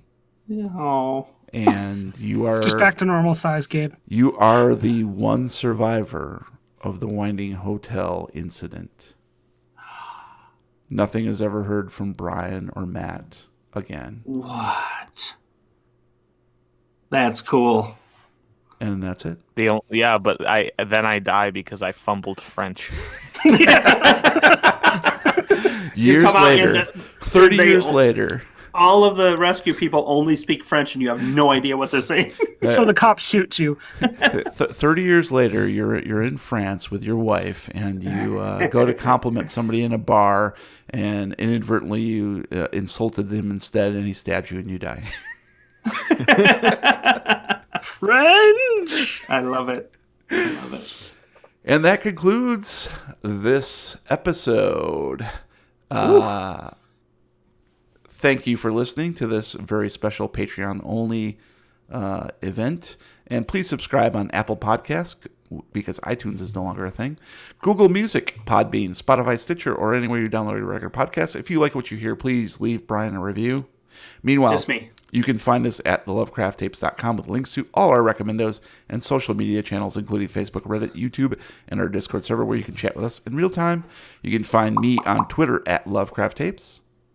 And if anybody knows where I can get another first edition of that really sweet game, just let me know on Twitter at @TheRealWeirdKid. And if you're a statistics major who wants to do the math on what the odds are that those rolls would happen like that, you can find me at Lovecraft Gabe. Anybody wants to drive me to the casino and push some more luck out there, I'm willing to go. You can reach me at Brian Podcast. I'm also on Instagram at Brian Lovecraft. All right. Well, thanks, guys. And until next time, roll for glow sticks.